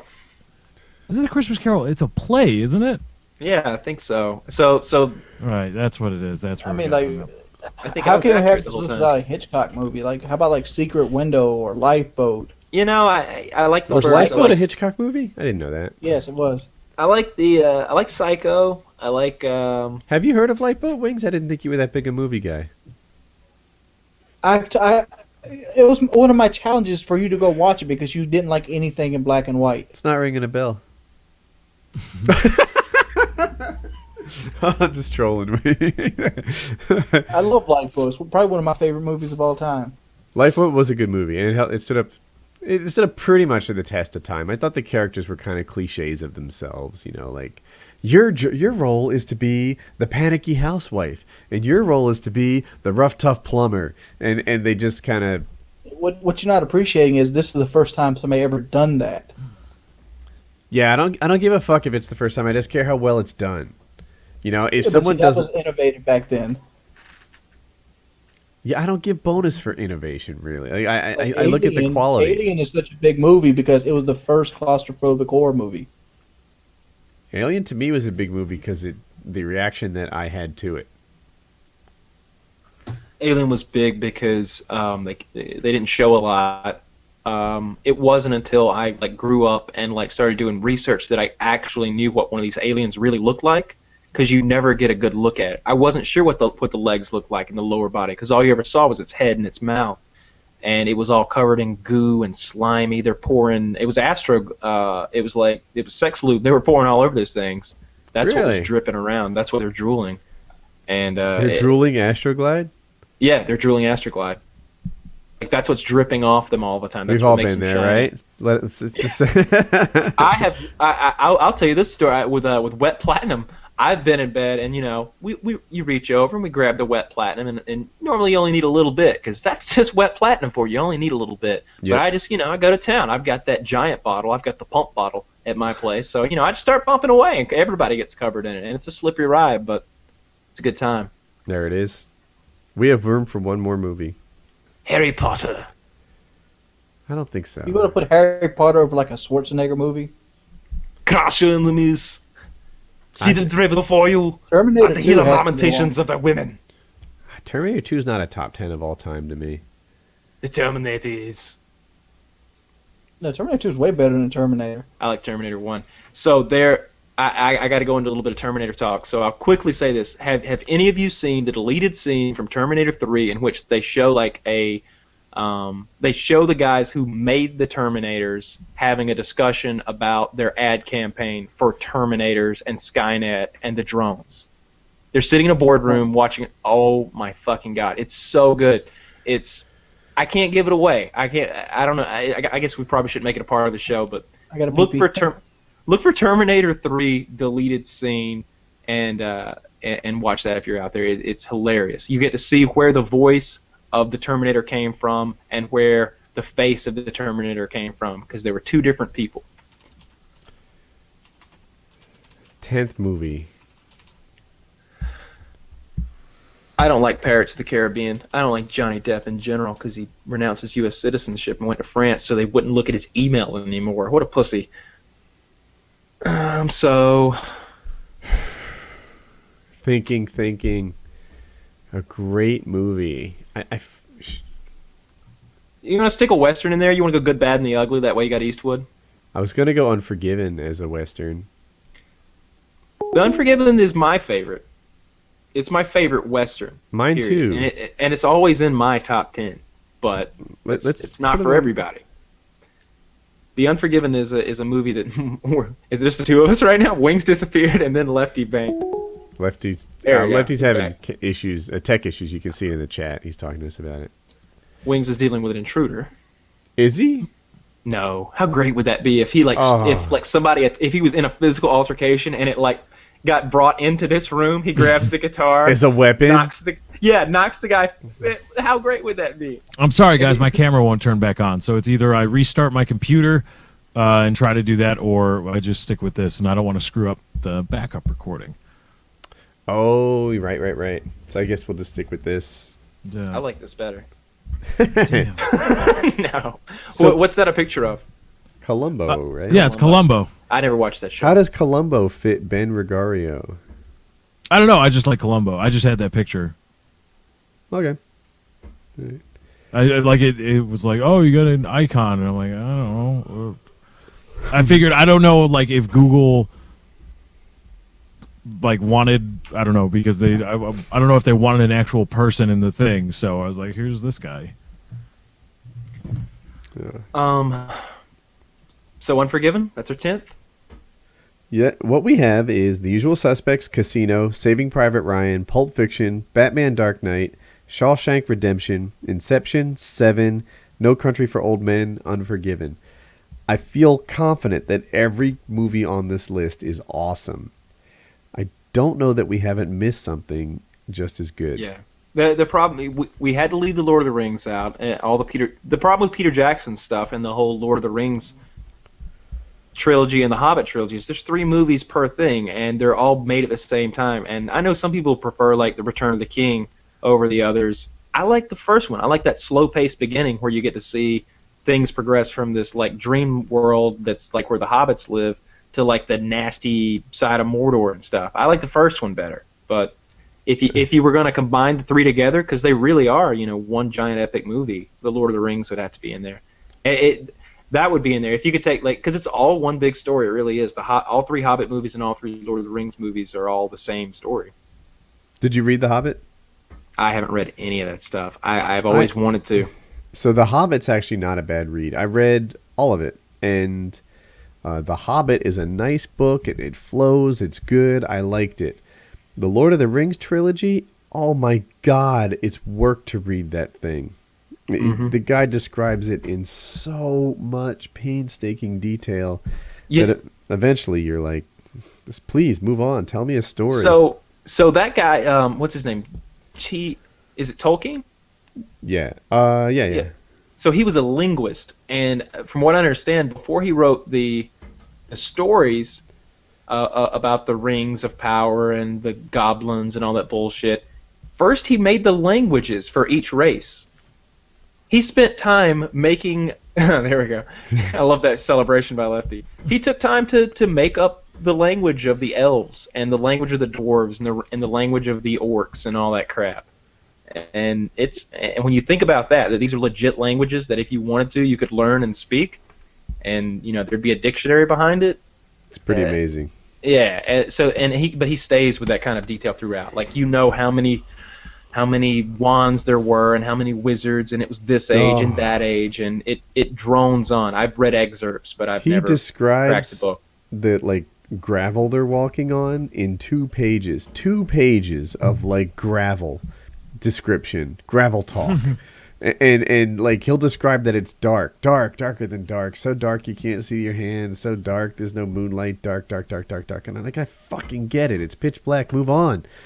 For me, it's a slow book to read, but that's just me. Yeah, but those are great stories. But like you can't count it as one movie. I guess if you could, I would. Yeah, if it was one, I'd probably drop it on there.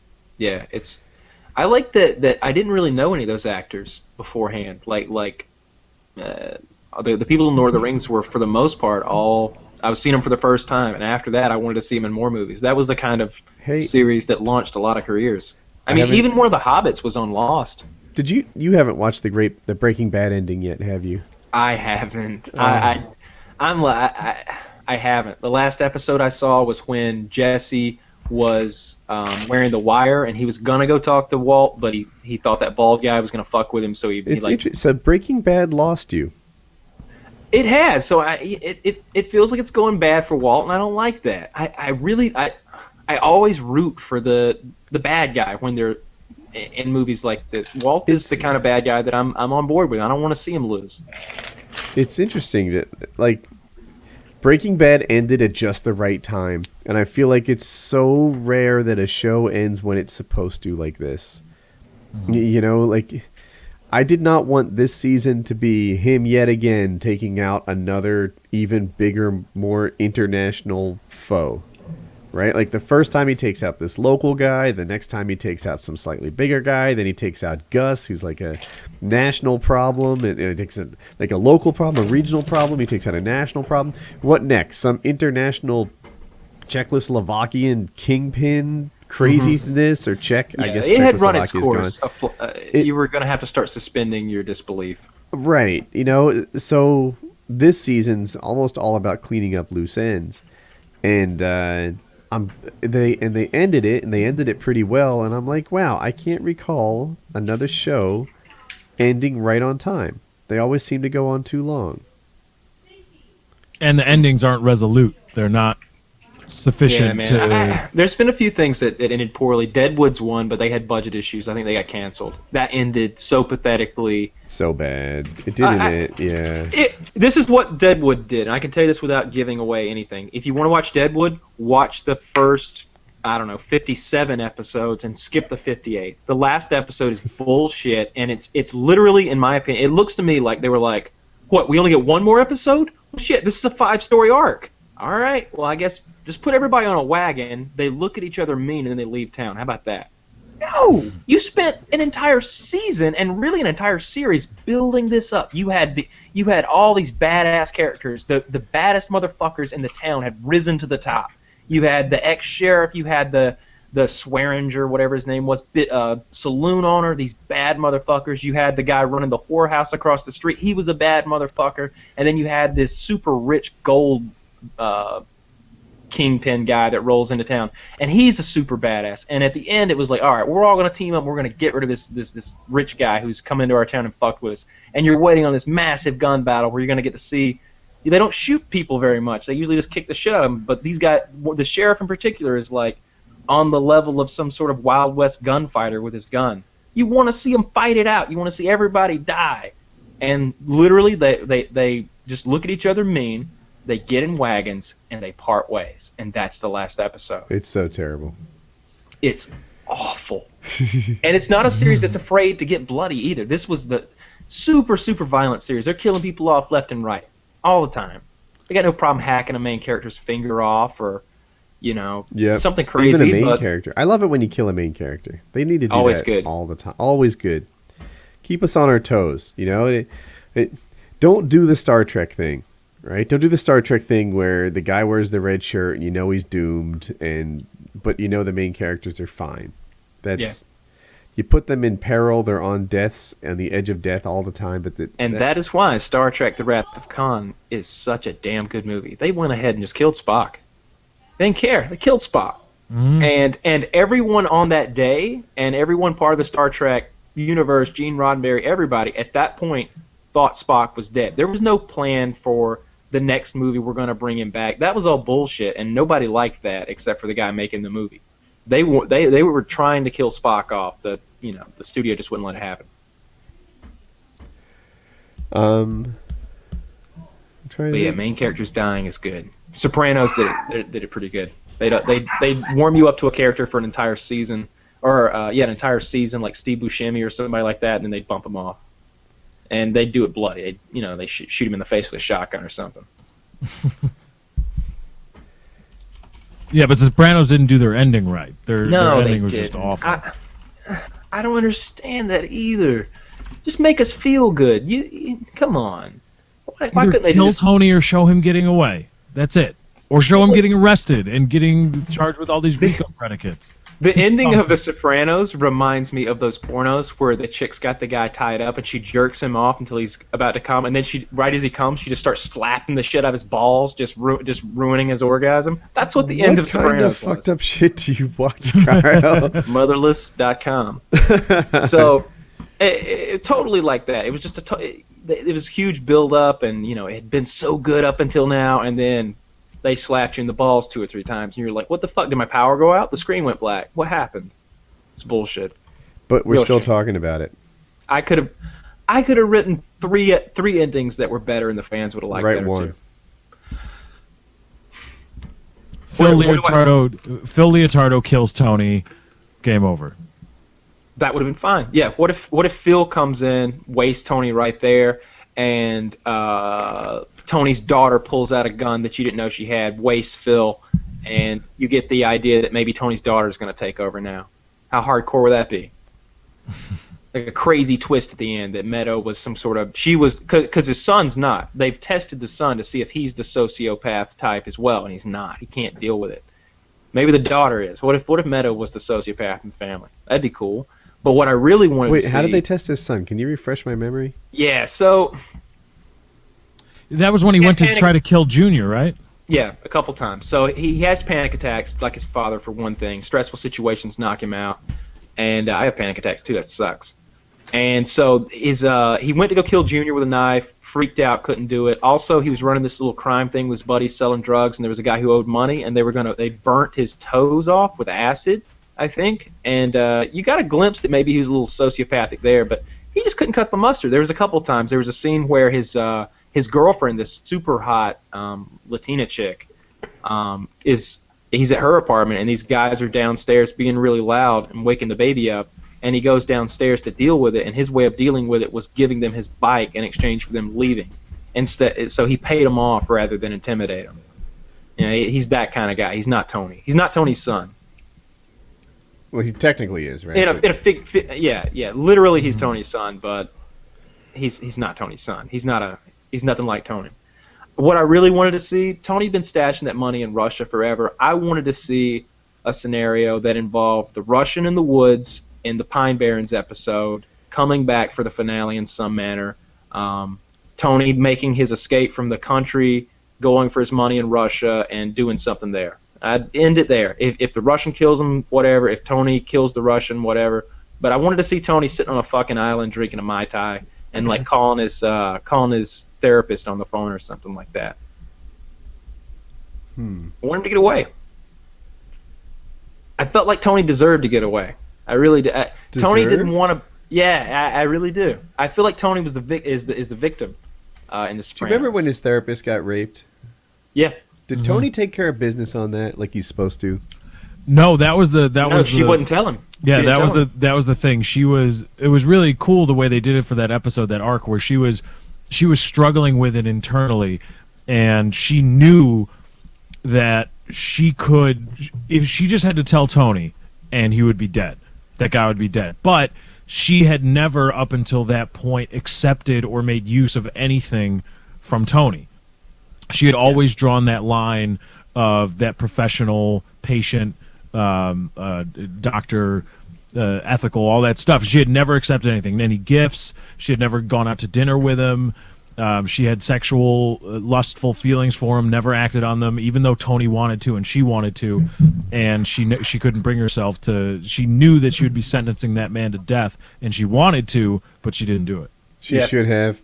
Totally should have been a great storyline. All right, how about this? She should have said, Tony, here's the thing. No. Can you make it slow? I liked that episode's ending too good to change it. I want that episode to happen like that, where he's like, "Are you sure? Are you sure everything's okay?" And she's like, "Yes." And that's the period on the sentence right there. That's it. You're like, done. It's over. This isn't going to come back up. But what if it came up later?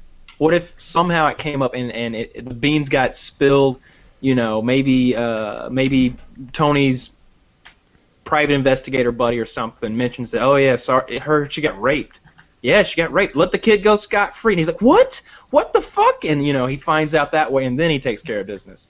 Just to give us that feeling of, let's go fuck that motherfucker out. Let's go get him. Because Tony would have taken him apart. It would have been great.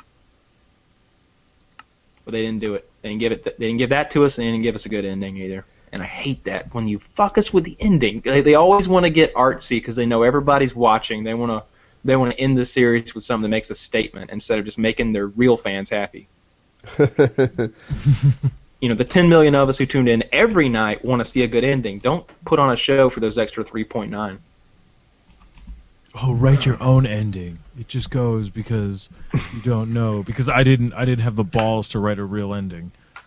David Chase. Yeah, I hate that. And what I really hate is when they do stuff like that. Quentin Tarantino has literally said, he's like, look, I don't like taking people's, I don't like taking people's ideas for how they think my movies ended away from them. But if you think that was Marcellus Wallace's soul in that briefcase, then yeah, it was. And you were like, holy shit, yeah, we all thought that, and we've always wondered what it was, and yeah, we were right, and he gave that to us. But I don't think most directors would do that. They always want to keep it some secret, and you almost feel like, I don't think he's as deep as we think he is, and he's just pretending like he doesn't want to give us the answer because there is no answer. Wings, what do you think? It's been like 30 minutes since you said anything. A thing about what's in Marcellus Wallace's briefcase? Sure. It was gold. So, necklace of some sort? It was Marcellus Wallace's soul that he had sold to the devil. The most beautiful thing in the world. They had to go get it back from these guys. If he sold his soul to the devil, why was he getting pumped in the ass like 2 hours later? Because he sold his soul to the devil, then he stole it back, I guess. The lock on that briefcase is 666. Nobody ever says what's in the briefcase. They just look at it and say, is that what I think it is? It's beautiful. And then they open the case. He says, are we happy? Oh, yeah, we're happy. Every time somebody looks in this thing, they're like, "Whoa, what is this?" It's either plutonium or the man's soul. Tarantino has said it's his soul. He said it was his soul? Yeah. But it could just be a standard MacGuffin, right? Everybody wants this. I don't need to tell you exactly what it is. It suffice it to say, everybody in the universe of this story desires this thing and would want it and would kill for it, and it's important. That's the idea of a MacGuffin. I don't have to explain it. I'm not going to show it to you, because showing it to you, because then you'd be like, well, is it really that important? Like a bar of gold. Is the bar of gold really that important? For people who don't know, a MacGuffin is just the Hollywood thing people are chasing. It can be the Ark in Raiders of the Lost Ark. It can be the Declaration of Independence in National Treasure. It can be the soul in Pulp Fiction. It doesn't really matter what it is. Point is, people are chasing MacGuffin. Yep. If you didn't know It's that better word. the idea is it's better that you don't know what it is, because then you paint a picture in your mind of your most, whatever you find most desirable. I mean, I've heard the soul bullshit, just like with Jules and Oh, gosh. what's his name? Mr. Travolta's Blonde. character. Huh? Mr. Blonde? No, Jules and John Travolta's character. Vincent? Vincent, yeah. And like, when the guy comes out of the bathroom shooting a big old 44 Magnum at him, and then all the bullets miss, and he's like, "You tried to tell me that was an act of God," and then people try to constitute that as an act of God because they were saving a soul. Blah blah blah blah blah blah blah blah. I don't give a fuck what's in the briefcase. Yeah, that's part of the story as well. That the reason that God saved them and came down and made that miracle is because they were in the act of saving a soul from Satan. Yeah. Do you believe you have a soul, Wings? No, I don't. You don't think there's anything in you that's the you don't think you have a soul? You don't think? You asked me, do I think there's something inside of me that creates thoughts and stuff? Yes, it's called my brain. So you don't think it goes any deeper than that? So No. I got a thing for you, Wings. Do you believe that you determine your own future, that you make choices? I do believe I make choices. Okay. But you don't have a Because, like- soul, so I think you're saying that you are just a handful of chemical reactions. Right. So if you're a handful of chemical reactions, how is it that you make your own choice? Isn't everything that you do really just a reaction to what's stimulating Because it? I have a piece of mass sitting inside this bone construction here. But it itself allows is me to just think chemical for itself. reactions and firing and maybe you don't actually determine what happens in your head. That your head just does what it's supposed to do, right? Like if you don't have a soul, Okay. then Explain suicide in that thought. the entire world around you is just math. It's just chemical reactions. It's just things reacting to what it is. In the same way that if I put a flame on wood, it's going to do what it does. If I put, I don't know, a scary face in front of a Wings, it's going to do what it does, right? Like it's not really up to you.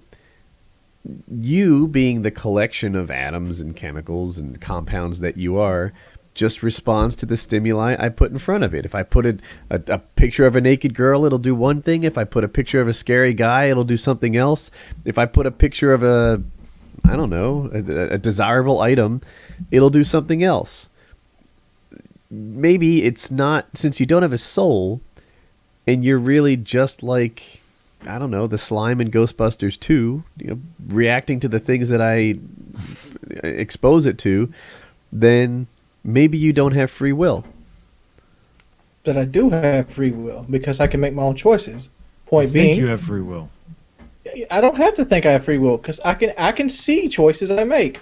I can spin around, put that shotgun in my mouth, and blow my brains out. I don't do that. Right, but at a certain point when the math gets complicated enough, that can be predicted. That thought, I have that 2 action glasses can be here. predicted I mathematically. could drink out of either one of these glasses. But you're not really choosing. There's something about those glasses that cause you to fire in the way that you fire, and you're going to do what you're going to do. There are some scientists, I think, that think that that's what we are, that our free will is just our attempt to explain math that we can't even begin to comprehend, the complexity. What of it. about anxiety and stress? Why we have that? If everything is predetermined, everything we do is laid out, why do we stress about it? But that's not really a counter, right? Because Nope. me, I'll react to stress when my workload gets too high. And is it me deciding to do that, or is it just me, the collection of atoms and compounds and chemicals, reacting to the things that are fed to it? Okay, well, what about other people? You want to take care of your family, but another man will forsake his family. I met a kid who raped his entire family. Wait, what? You met a kid who... named Randall, and he raped his mother and his sister. Just them? Same day? Just them. Same day. Same. What happened to him? He got sent off to juvenile hall. How old was was he he? when that happened? He was 16 years old. He was a big dude, though. He got his raping done early. So why would he do that? Why do they? Was this a normal guy? Was I this don't a guy? know why he did that, but I know he did it. I mean, but like the idea there was. Just Randall throwing was this out there. Was he going to wasn't. come to my house to work on a desk? You know the guy was going to come to the house. It was Stan. It was the redheaded dude that's always in my videos. That was just the joke, Wings. I It's a think joke. it was properly timed. No, but files we get know corrupted Randall, all the time. the mother rapist, the motherfucker, isn't your buddy now. If he were, we'd need him on the show. He is not my Stat. buddy now. Could you get in touch with him?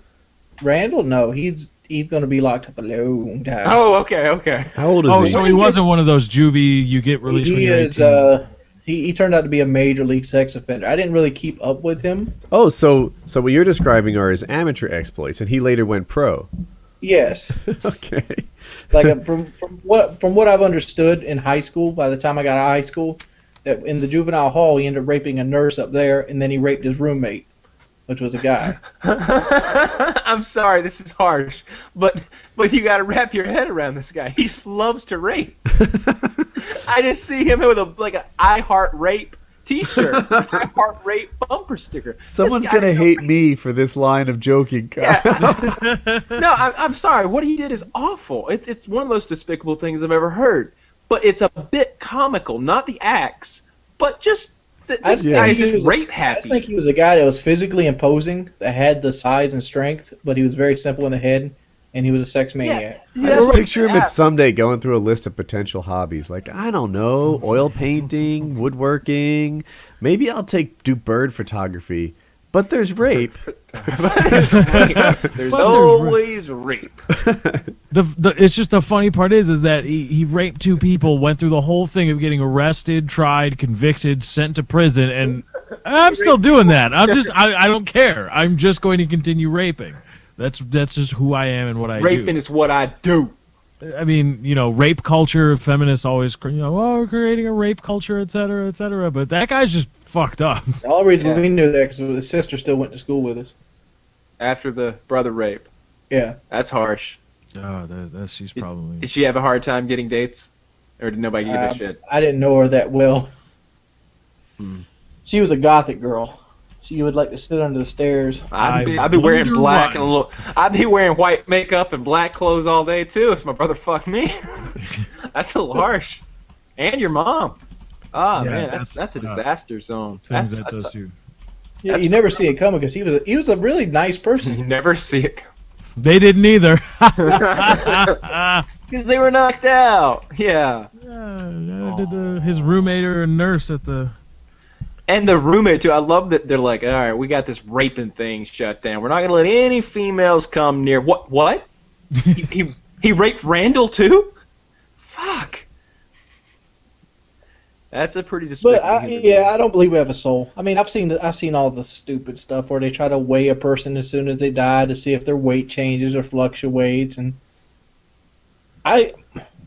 you can see right down the line how we were created.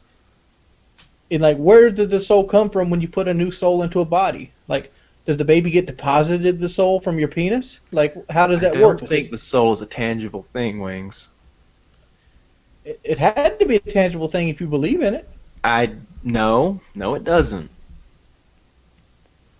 What? Explain. It's my aura. It's my chi. It's my it's all that is me in some sort of an energy form. does not have any mass or volume. It's just energy.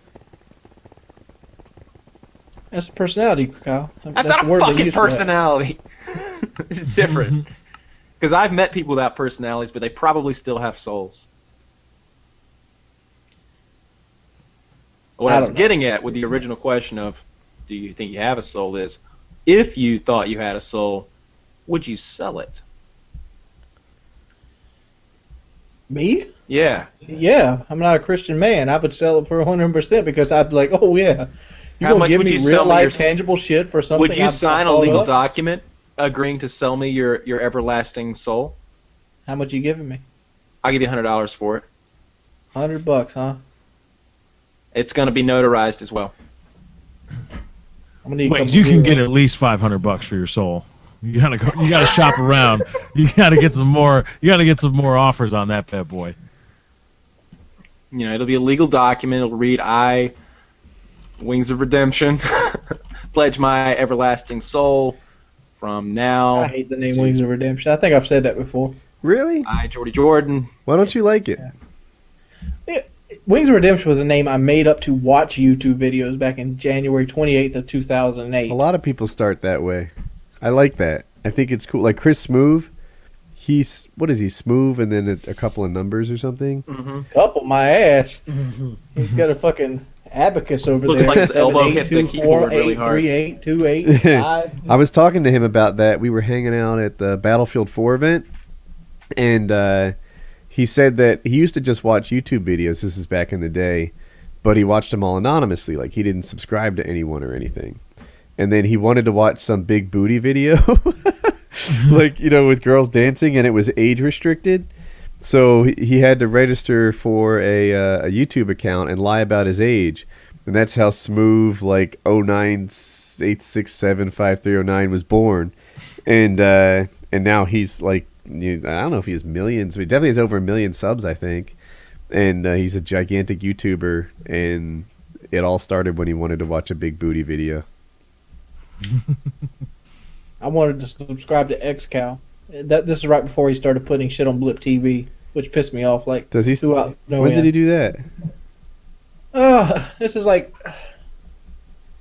beginning of World at War-ish. Like, he started putting. What really got me, he had a Car 98 gameplay in his own. It was right during the first map back of World at War.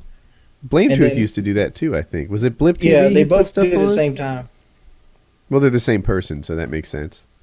Yeah, but they were friends at the time. They probably both gave each other the same idea. Let's put on Blip TV and make money, because at the time, Blip TV was paying for videos where YouTube wasn't. Right. They made money on YouTube? Oh, my goodness. Money whores. Money oh, my whores. God, how dare you. It was better when Dude, this was a hobby. If you put your videos on YouTube and sent them to another site off of YouTube to make money off of it. Remember, back in the day, people weren't so against their favorite commentator. I didn't really give a shit at the time. The only reason I didn't like Blip TV is it's slow. Like, I would click on it, and I'd have to wait like 30 minutes for the video to load up to watch it. It used to be one of those things where you mentioned as a commentator that you needed a particular piece of electronics, and then suddenly like $500 would appear. Like, everybody would be like, "What? You want to do that? Well, how much would it cost?" We can rally that together, can't we, boys? Yeah. That's what would happen every time. Like, you're like, yeah, that new Astro headset's badass. That Xbox right there was 100% fan donated. The Xbox I play on. Does it still work? Still works. It was an Elite when they first came out. The Elite just came out, the 120s. And people raised, I think it was like $450 for me in like a week and a half, and I went and bought an Xbox. Yeah. So if we can get $450 for an Xbox, what can we get to make Wings a little bit thinner? That's the question, folks. Decide 82. Decide 82. Also, if you want to advertise on PKA, email Heather. Heather at Woody's. And we'll just advertise the shit out of whatever it is you do. Yeah, whatever you do. We're not picky. And if you're the head of a big company, multinational corporation, and you want to plop down the $5 million it costs to get on our advertising clientele, go ahead. Yeah, and we'll give you primo ad placement, too. We'll put you right in between rape talk and granny fingering talk. We'll get you between the enemas and the motherfuckers. So we'll get you right in there. Get your target audience. If you want to preempt racism, though, that's an extra $500,000. Oh yeah, that's expensive. So- There's gonna be racism in the show, one way or another. We have a We really haven't gotten good to any racism tonight, have we? Yeah, I had to bite my tongue when you guys brought up Schindler's Yeah. List. Well, I know. I noticed. I wanted you to be like, "That's a damn good movie." Oh fuck! I was waiting on that. Lefty reaction. doesn't call them Jews; he calls them logs. Oh no, that's not really even funny. It's just mean. That's just mean spirited. That That's is all. awful. Yeah, that's not a punchline. That's just a slap in the face. Yeah, that's just that's terrible. Hey, Lefty, you got a train full of logs here for you. Oh, come on now. shit. Oh, come on. You know, I worked really damn hard on these lightning round questions, too, and now you're just being a jerk. Wings. Oh, I forgot about the lightning round. Oh, yeah, I got my 5 done, baby, before I the almost show. called Have wild you guys ever card. seen those tapes where they actually show the Waffen like burying like all the bodies that there were like excesses of? No, I haven't seen that, and I'd rather not, because it's It's a kind of fucked up tape, dude. Yeah, it is. There's like 6 hours of like just straight stock footage of like Waffen, soldiers carrying like these corpses. And it's pretty much a skeleton like you see in a classroom with skin wrapped around it. I've got question 1. That's fucked up. I've got 5 already, so. I'm But working. the bad thing is they killed a few people when they first found them too. The American soldiers did because they tried to feed them too early. Right. Kyle, how many do you have? I don't have any. I just started. All right. Get Wings lightning round in here. I want to. Wings, you should really play Grand Theft Auto Online. I think you should. I think you'd like it, and I think will you when could it make works. funny content. It doesn't from work. When it works. It works for me, so you can keep trying. But I'm hopefully not, it'll work. I'm not willing to delete caches and like redo my whole Xbox line to get it to work for like 10 minutes. Well, the thing is, once We you're need in, to you're talk pretty about much in. GTA as well. Well, after the lightning round, we're going to talk about UGTA. Oh, we are. All right. So stick around and hit the like button. I've got 2. I got one. Lefty. Hmm. That girl that you sent the message to about burning a cross in her yard. Uh-huh. A wink. She sent you a what? A wink. What's the significance of that? She's like, A wink. Like a like poke on you winking Facebook. somebody across the bar Oh, to try to okay. get them to come over. All right, take it. I can't believe that worked. I've got 2. Now I basically do. you gotta promise to bring her a bonfire to her front yard. Shit. Yeah, I'm not trying to drive as far where she lives at. Fuck that noise. You ever been to Florence? No, I haven't been yet. It's on my list. Well, you Okay, live in it's- Chicago, so but just pick a bad neighborhood in Chicago. That's Florence. Okay. Yeah. As I remember too, she was a larger rumped lady. Mm. She was a big booty hoe. Larger rumped is being an understatement. Yeah. She has a Toyota Corolla, and the trunk is envious.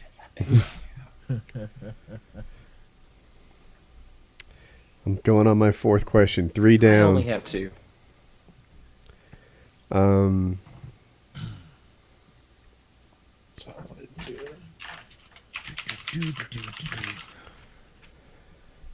How long have we been at this? Almost 3 hours, right?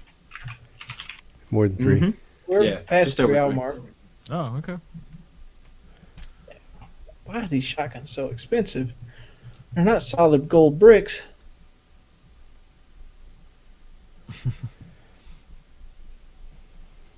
I've got 4. I've got 3. All right. Well, while you guys finish yours off, I will start mine, if you want to cover time. Hey Kyle, Yeah. you have a Browning Satori? Yes. Good. Can I shoot that? It's an over and under shotgun, right? Yes. Yeah, if I can find it. I think it's all rusty in a safe somewhere. If you can find it, dude, that gun's a masterpiece.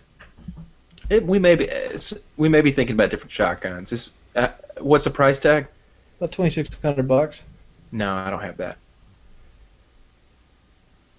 I've got 5. I'm done. Well, fuck. I'll go last. Go ahead and start. All right, I'll go first. Wings, what's the first thing you do when you get back on Twitter? The first thing I do when I get back on Twitter, I'm gonna unblock Keemstar and cuss his ass out. Oh shit! That's one way to go. Yeah. Question 2. Right. Should Rockstar be on the hook for the bad GTA Online launch? Yes. All right, we'll talk. That'll What? come back. It's lightning round. We'll come back Okay. later. So Wings' answer is a yes. Question number 3: has the one-game wildcard playoff helped the MLB or not? The one-game wildcard playoff. You talking about with the Game Reds 163. versus Pirates? Yeah, the game 163 that's now mandated every season. There's going to be one of those. How, Well, I technically don't speaking, understand it's a how the one-game one-game playoff works. It's like take the top There's two two- wildcard teams. There's 2 wild cards, and then they fight it out for. I don't think that helps baseball at all. Well, all that really does is like it builds a core group of fans' hopes up that they might get in, and just shatters them with a one-game playoff.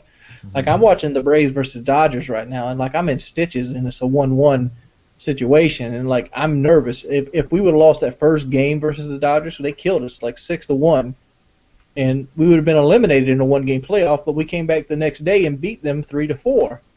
So we're on an evil playing field. I think one game playoff is too small of a sample size to even dictate anything other than a quick cash grab. And football. What is one government agency or workforce you would personally save from government shutdown if you could? What agency?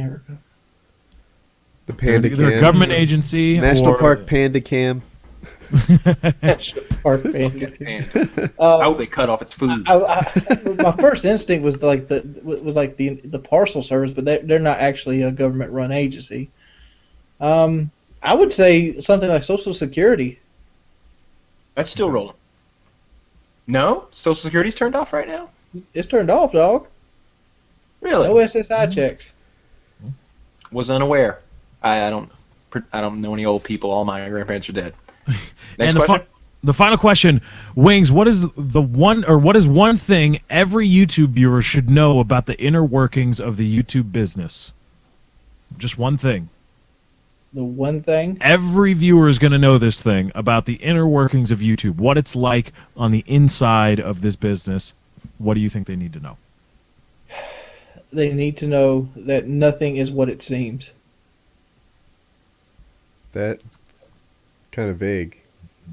That is vague, but like I don't want to like call names or anything. But like most people you see on videos is not the person is behind the videos. How about... I'm sorry, it's your lightning round. Oh, shut up. All right, and that's all I got. So, All right, I'll go.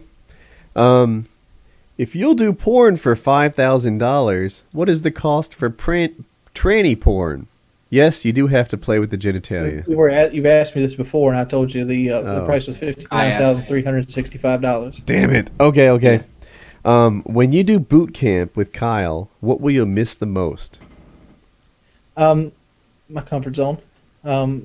Like you kind of get to a routine in your own house that you're comfortable with, like doing a certain thing, doing like this, or like walking to the shower naked and things of that nature. I'll really miss the comfort zone. I'll feel out of place because one, I'll be in an area that is kind of mine, but it isn't mine, so I got to respect it. And We have Naked Thursday, by the way, so don't worry. Awesome. All right.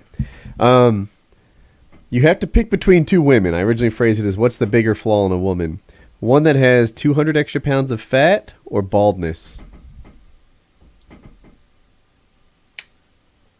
100 extra pounds of fat. So she's essentially like a 340-pound woman. Yep. Shit, that's right down my alley. I want that. That ain't no choice at all. I'll take the big girl. All right. Yeah, that's just right for fucking. That's just right fucking size, isn't it? Wings? A burglar comes to your house. What is your melee weapon of choice? Oh man, my melee weapon of choice. I mean, like the closest thing I got onto me is like a steak knife. But Not just the closest. I mean, you get to pick it. Maybe it's taking them a while to get through the front door. You can grab that guitar. You can look for a mag light. What's your it melee has to weapon? be in the house, or I could just magically In the make house. whatever I want out my hand. I think it should be in the house. Yeah. I'm most in the gaunt with a bayonet attached. No, that what? If you're not going to shoot it, I think that is a melee weapon. Yeah, That's a makeshift spear. There it is. All right. That's a pig sticker too. That thing is scary. Do you miss Twitter? Sometimes. Like today when I was watching the Braves game, I missed being able to like just tweet out like, oh shit, fucking Minor struck out the side, left 2 runners on, and just talk to people about the baseball game. I got to say, you're using Facebook like Twitter. A lot of your Facebook posts are under 140 characters. Yeah.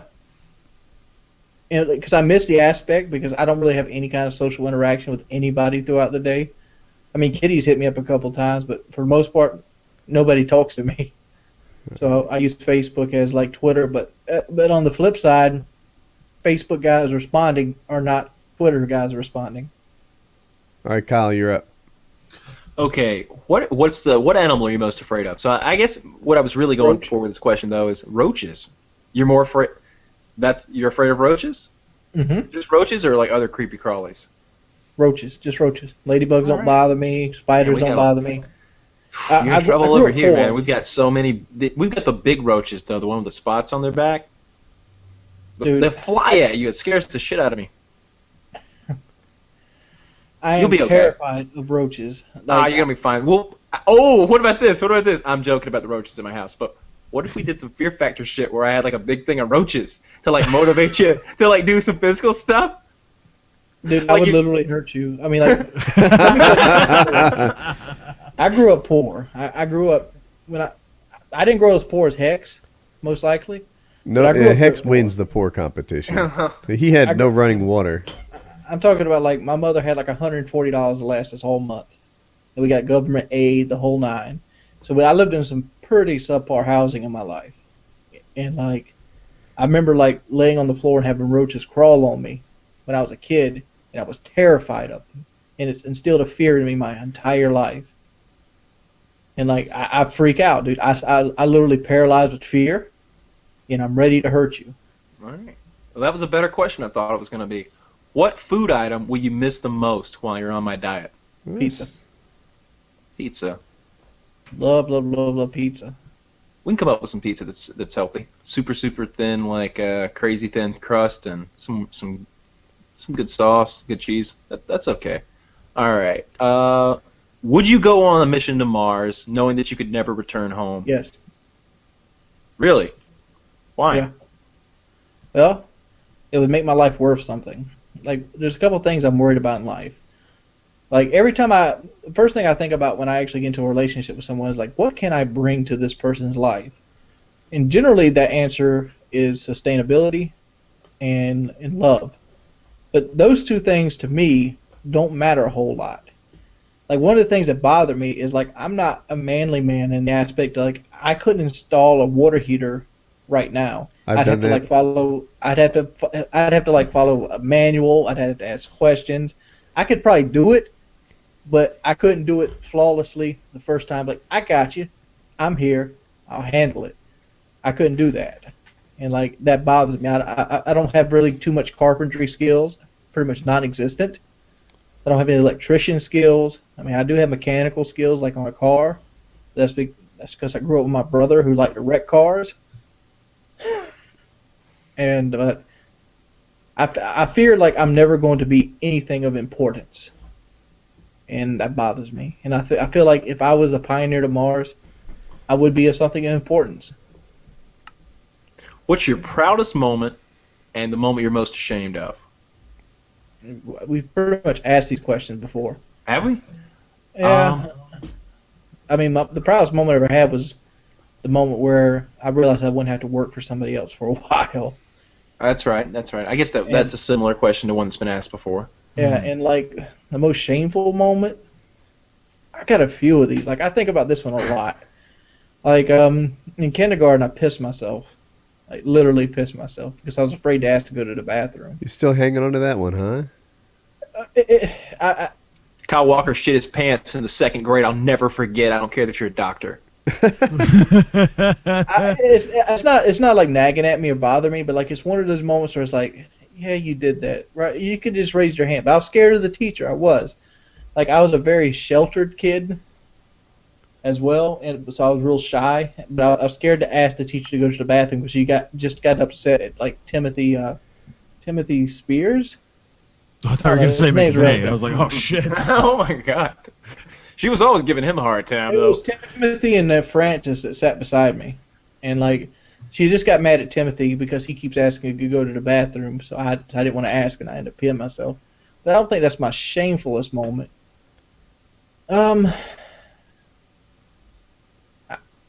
There's been so many of them. I've done a lot of things I'm not proud of.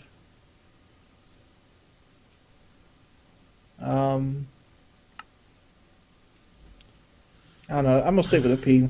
Okay. I can't think of a I wasn't gonna say a word. You look like you were about to get deep and dark. I was just gonna sit back and watch. All right. The last one is what do you think it's a shitty question, but what do you think the best video you've ever made is, in your opinion, for you? The best video I've ever made. Mm-hmm. I can tell you the one I like the most. That's it. Who needs rockets? I don't think It's I a saw that. Battlefield Bad Company 2 montage set to Silver Sun pickups. Yeah, I saw that. Have Yeah. we all done that question? Are you done? Was that your last one, Kyle? Yeah, I'm done. Lefty, what's the best video you've ever made? Like critically acclaimed, or again, like the one I like the most of The one that my. you like.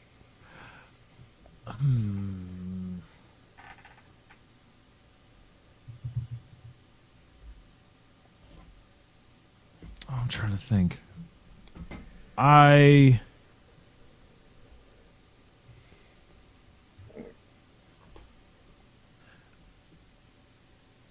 really proud of my damn.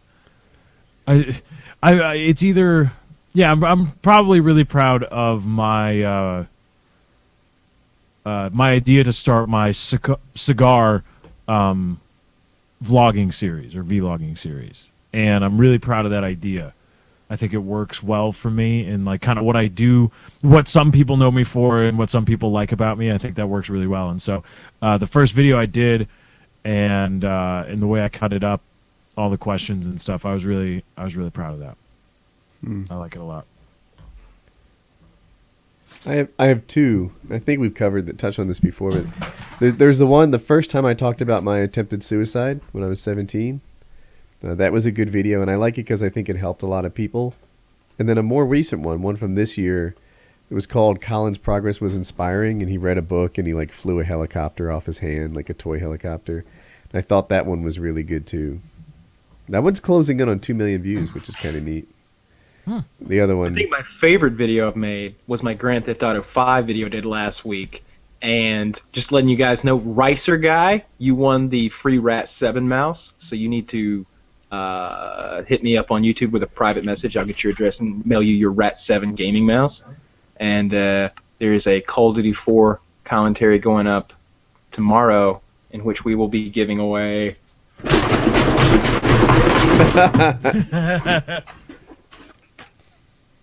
Okay. Please be sexual device.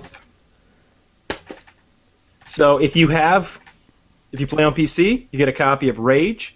If you don't want that, you get 2 copies of an Xbox 360 game.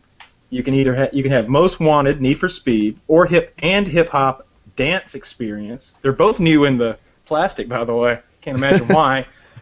Or if you're a PS3 guy, you get God of War 3. I'm totally gonna win Dance Experience, the Hip Hop Dance Experience. Who better than me? Yeah.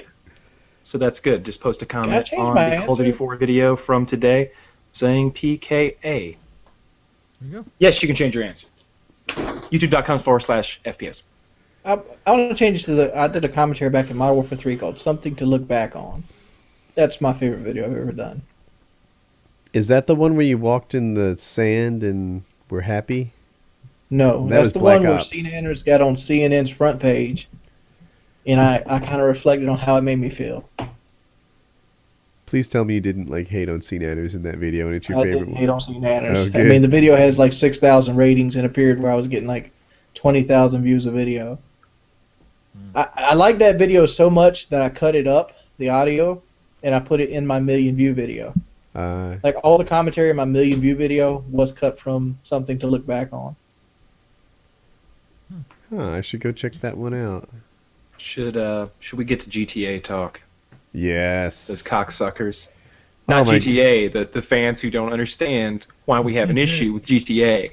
What, Kyle? Wait a minute. Did you expect it to work? No one expected it to work because they sold like 6 times more shit than they. Well, you expect it to work, and if it doesn't work, you have a right to complain. I did not expect it to work though, because I knew I the predicted situation. some trouble. I didn't know it would just like stay down and not work for days and days. I thought it like when COD releases, and oh my god, here people are gonna fuss. But when COD releases, it often has trouble on release day. You know, Battlefield 2. Battlefield is another good example. You know, you can't get into games quite like you want. You try, then you get in. Or in one thing COD for some reason does in particular is you can get in games all you want if you're alone, but it splits up parties. It's done that for years, and I don't know why. But yeah, that's a thing that it does. This release, though, goes down as one of the biggest Worst. failures in the history of gaming, right? Like SimCity, for example, came out recently, and it kind of didn't work for a couple of days. But who bought SimCity? Like, dude, Diablo 3 was a huge failure. Diablo 3 on PC was huge. That was a big Was it? failure. Yeah, but that was only down 9 hours though, Lefty.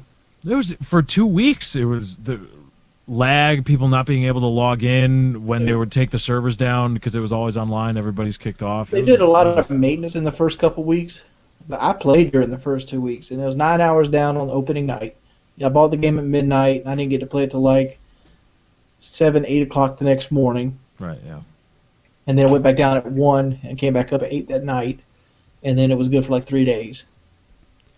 Yeah, GTA 5, just the amount of people disappointed by it. Not the quality of the game, right? The single player is supposed to be fantastic. I'm really a multiplayer guy. But the single player GTA, everybody like Metacritic has as one of its most successful, highest scores ever, and the sales have been outstanding. But the multiplayer aspect of it really is not working. It's not. So it's just, and it's unacceptable at this point. The first a day being down is fine. I had no issue with that. When it didn't work on day 1, I was like, yeah, I wouldn't expect it to.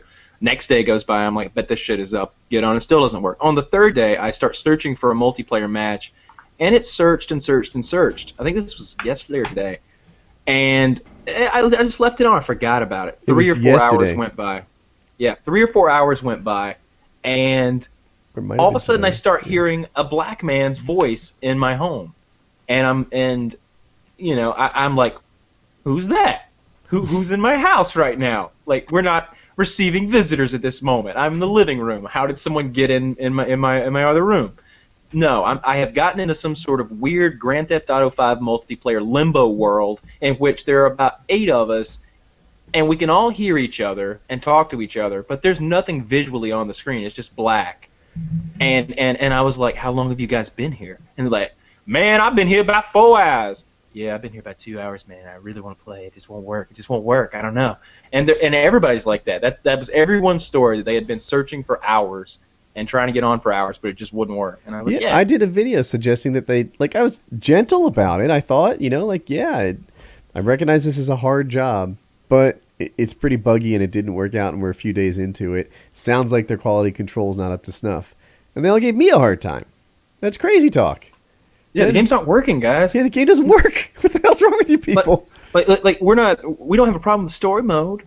It's not that we don't like the character development. We don't have a problem with the shooting mechanic. The game won't work. We can't play it. Yeah. It won't work for me no matter what I do. I can't play the game. I really want to. I want to make videos of it. I saw a video. I saw a clip from Lefty's channel where he was playing. It looked really fun. You shot that guy's tires out. That was great. The guy that stole my car, that bastard. What a dick.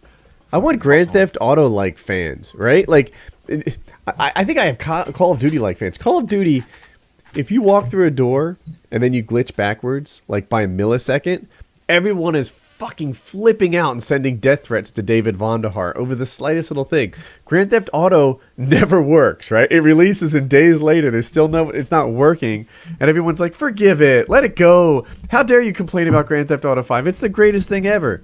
Really? It doesn't work. It doesn't work. And I bet it's good when it works. I bet, yeah. As somebody that's played GTA Online, yes, the online is amazing. When it works, it is fantastic. Yeah, the problem isn't anything to do with the design of the game, with the tangible assets of the game. It's just the function of the game. Yeah. We like the way the suit looks. There's just a big hole in the back. It doesn't keep us warm. Yeah, it looks like a good suit. They just won't unlock the store. Yeah, it's no good. It's no good, and it's unacceptable at this point because they made too much money, and they should have like disaster mode teams working on this. Right, because that's my thing too. Because a lot of people say, "Oh, well, no game works out of the box." I mean, not MMO releases because the GTA Online, for those of you that don't know, it is probably as close to a GTA MMO as we've seen. Because the PC modding community has tried to turn some of the past GTAs with mods into MMOs and stuff, but this is beautiful. But they say, oh, well, nothing's ever worked. It's nothing, so just accept it. You should expect this. I say, well, wait, hold on a second. First of all, they had 2 weeks. They delayed the release 2 weeks. And, of course, the game sold out. It went to the moon. They did not expect this amount of sales. And you're right. That's a very valid reasoning for why the multiplayer would be bogged down and why there would be a lot of glitches. People can't get online. I understand that completely. However, they made $1 billion. $1 billion in sales in 3 days. They made $1 billion in sales. That's not $1 billion in profit, I know, but they made a lot of money. And however many people were trying to get online, there are other online services that handle that amount of traffic. How many people play World of Warcraft at peak hours at the release of it, or what was peak hours at the peak of a release? How many people are accessing Facebook constantly, all the time? There is infrastructure to make that happen. So while it may not be cost effective for Rockstar to say, look, there's going to be this huge amplitude of people trying to get into the game. Wait, but it's not even cost, right? The way the cloud servers work is you just temporarily have these servers. Microsoft has a gazillion servers out there in Azure Azure. I don't know. Use a real fucking word, Microsoft. That you can have for a week if you want. You know, you just rent them. When you're done, you give them back. People do it all the time. Amazon has servers like that. You can get like 1,000 servers, use them, and then return them. That's how cloud computing works. I think what you're suggesting is very expensive to build all this infrastructure, and you might not be using it long term. Welcome to the cloud. Now it's easy. Now you just give them an image. They'll sit there and blast it out. In an afternoon, you can have all this stuff. And what it is their systems aren't scaling. Whatever communication needs to happen between them, shit doesn't work. And don't confuse that for saying that it's a bad game. It's a broken game. It's broken. Now, when Woody and Kyle and Wings get to play it, they will critique it for its sake as a game, and they'll give it a fair shake. But it's completely fair. What we're trying to say is that those of you who were freaking out the other day in the comment box are cocksuckers. It sometimes seems like, why are you defending a broken game? How could you take their side? I don't understand. You guys are crazy. And Rockstar doesn't care any more about you than Coca-Cola does. I doubt you would be as vehement if we were talking about the Coca-Cola that poisoned some kids. Or if it just was an empty can. Right? Yeah. If those cans you can't get into. Right. If Coca-Cola just didn't put soda in the cans. What if they didn't give you that little crease at the top that let you open the can so it was just solid aluminum on top and you just couldn't get in? That's what we have here. Coke sold me fucking $60 worth of Coke. That's like 5 fucking cases or something. And I can't open the fucking cans. And I'm not going back for more Coke. I got this. I got 5 If I made a video about that, they'd all be like, look at that. Coke done fucked up. But I make a video about a game that won't go online for days, and they're like, Woody, you're being awfully tough on them. Did you like your games to start? Yeah, I do. So yeah, Grand Theft Auto is a wonderful game, It, and I just wish it would work. I'm told it's wonderful. I really like the single player. The single I like player is getting in amazing. there. It's Grand Theft Auto to me is a stress ball. You know, you sit there and you squeeze that stress ball and you think about that guy that pissed you off. I get on Grand Theft Auto and I waste a whole bunch of beach goers. I go out there when they're having those little campfires out on the beach late at night in my fucking Camaro and just run them all down. And when the cops come out, I deal with that. And I just have a good time. Just have a great time. I stole a Learjet the other day and crashed it into a kid on a bicycle. It was wonderful. It's a good use of time right there. You can go to my channel and watch me steal a jet from the military base. I'll show you how. Ooh. Grand Theft Auto daily tips. Tips and tricks for Grand Theft Auto. Like and favorite. Subscribe. YouTube / Lefty 8675309. Is it Lefty Ox? Yes, it's Yes. Lefty OX. Lefty OX. Yeah, I'm gonna go watch that video now because I do want to know how to steal a military jet. I've stolen the Learjet and that was kind of fun, but I want something. Does it have weapons? Yes. Oh yes. Missiles and guns. Yeah, is it easier to shoot than that stupid helicopter that you can use to cheat to open? Yes. The guns are Vulture. point and shoot, and then the missiles are lock on. They That's lock bad. on to enemy stuff. How do you if get the you've got a tank? wanted level. I don't know. I've never been able to figure that out because going into the military base is a trip. I really want the Rhino. I guess it used to be called the Rhino, the tank. That's always fun. You can go on a real rampage one of those. I've yet to get a 5-star rating. They get me somewhere around 4. There's like 3 helicopters in the air and like 30 cops. And the cops in Grand Theft Auto are they're all RoboCop or something. Yeah. It's crazy. Yeah. Like, they do not fuck around. That's LAPD. LAPD's like worst. It's what are coming to respond to these calls. They don't fuck around. Yeah. They will go Rodney King on your ass in a I was heartbeat. going to ask, is your character black in the game? My character's a white girl. Oh, you think the LAPD would let him off? Yeah, if that you was think the case. so. Yeah. If there's one thing I know about the LAPD, it's like In multiplayer, I guess I should say. Yeah, if you're a black guy, you start with 2 stars anyway. Oh. That's how the LAPD rolls, man. It's just One of my complaints about the single player is there's a thing in Red. I saw it on Reddit today, but I've been thinking it for a while. In Red Dead Redemption, if there's no witnesses, then there's no crime. If you do something, you kill all the witnesses, there's no negative repercussions. And I think that's kind of true in Skyrim too, maybe.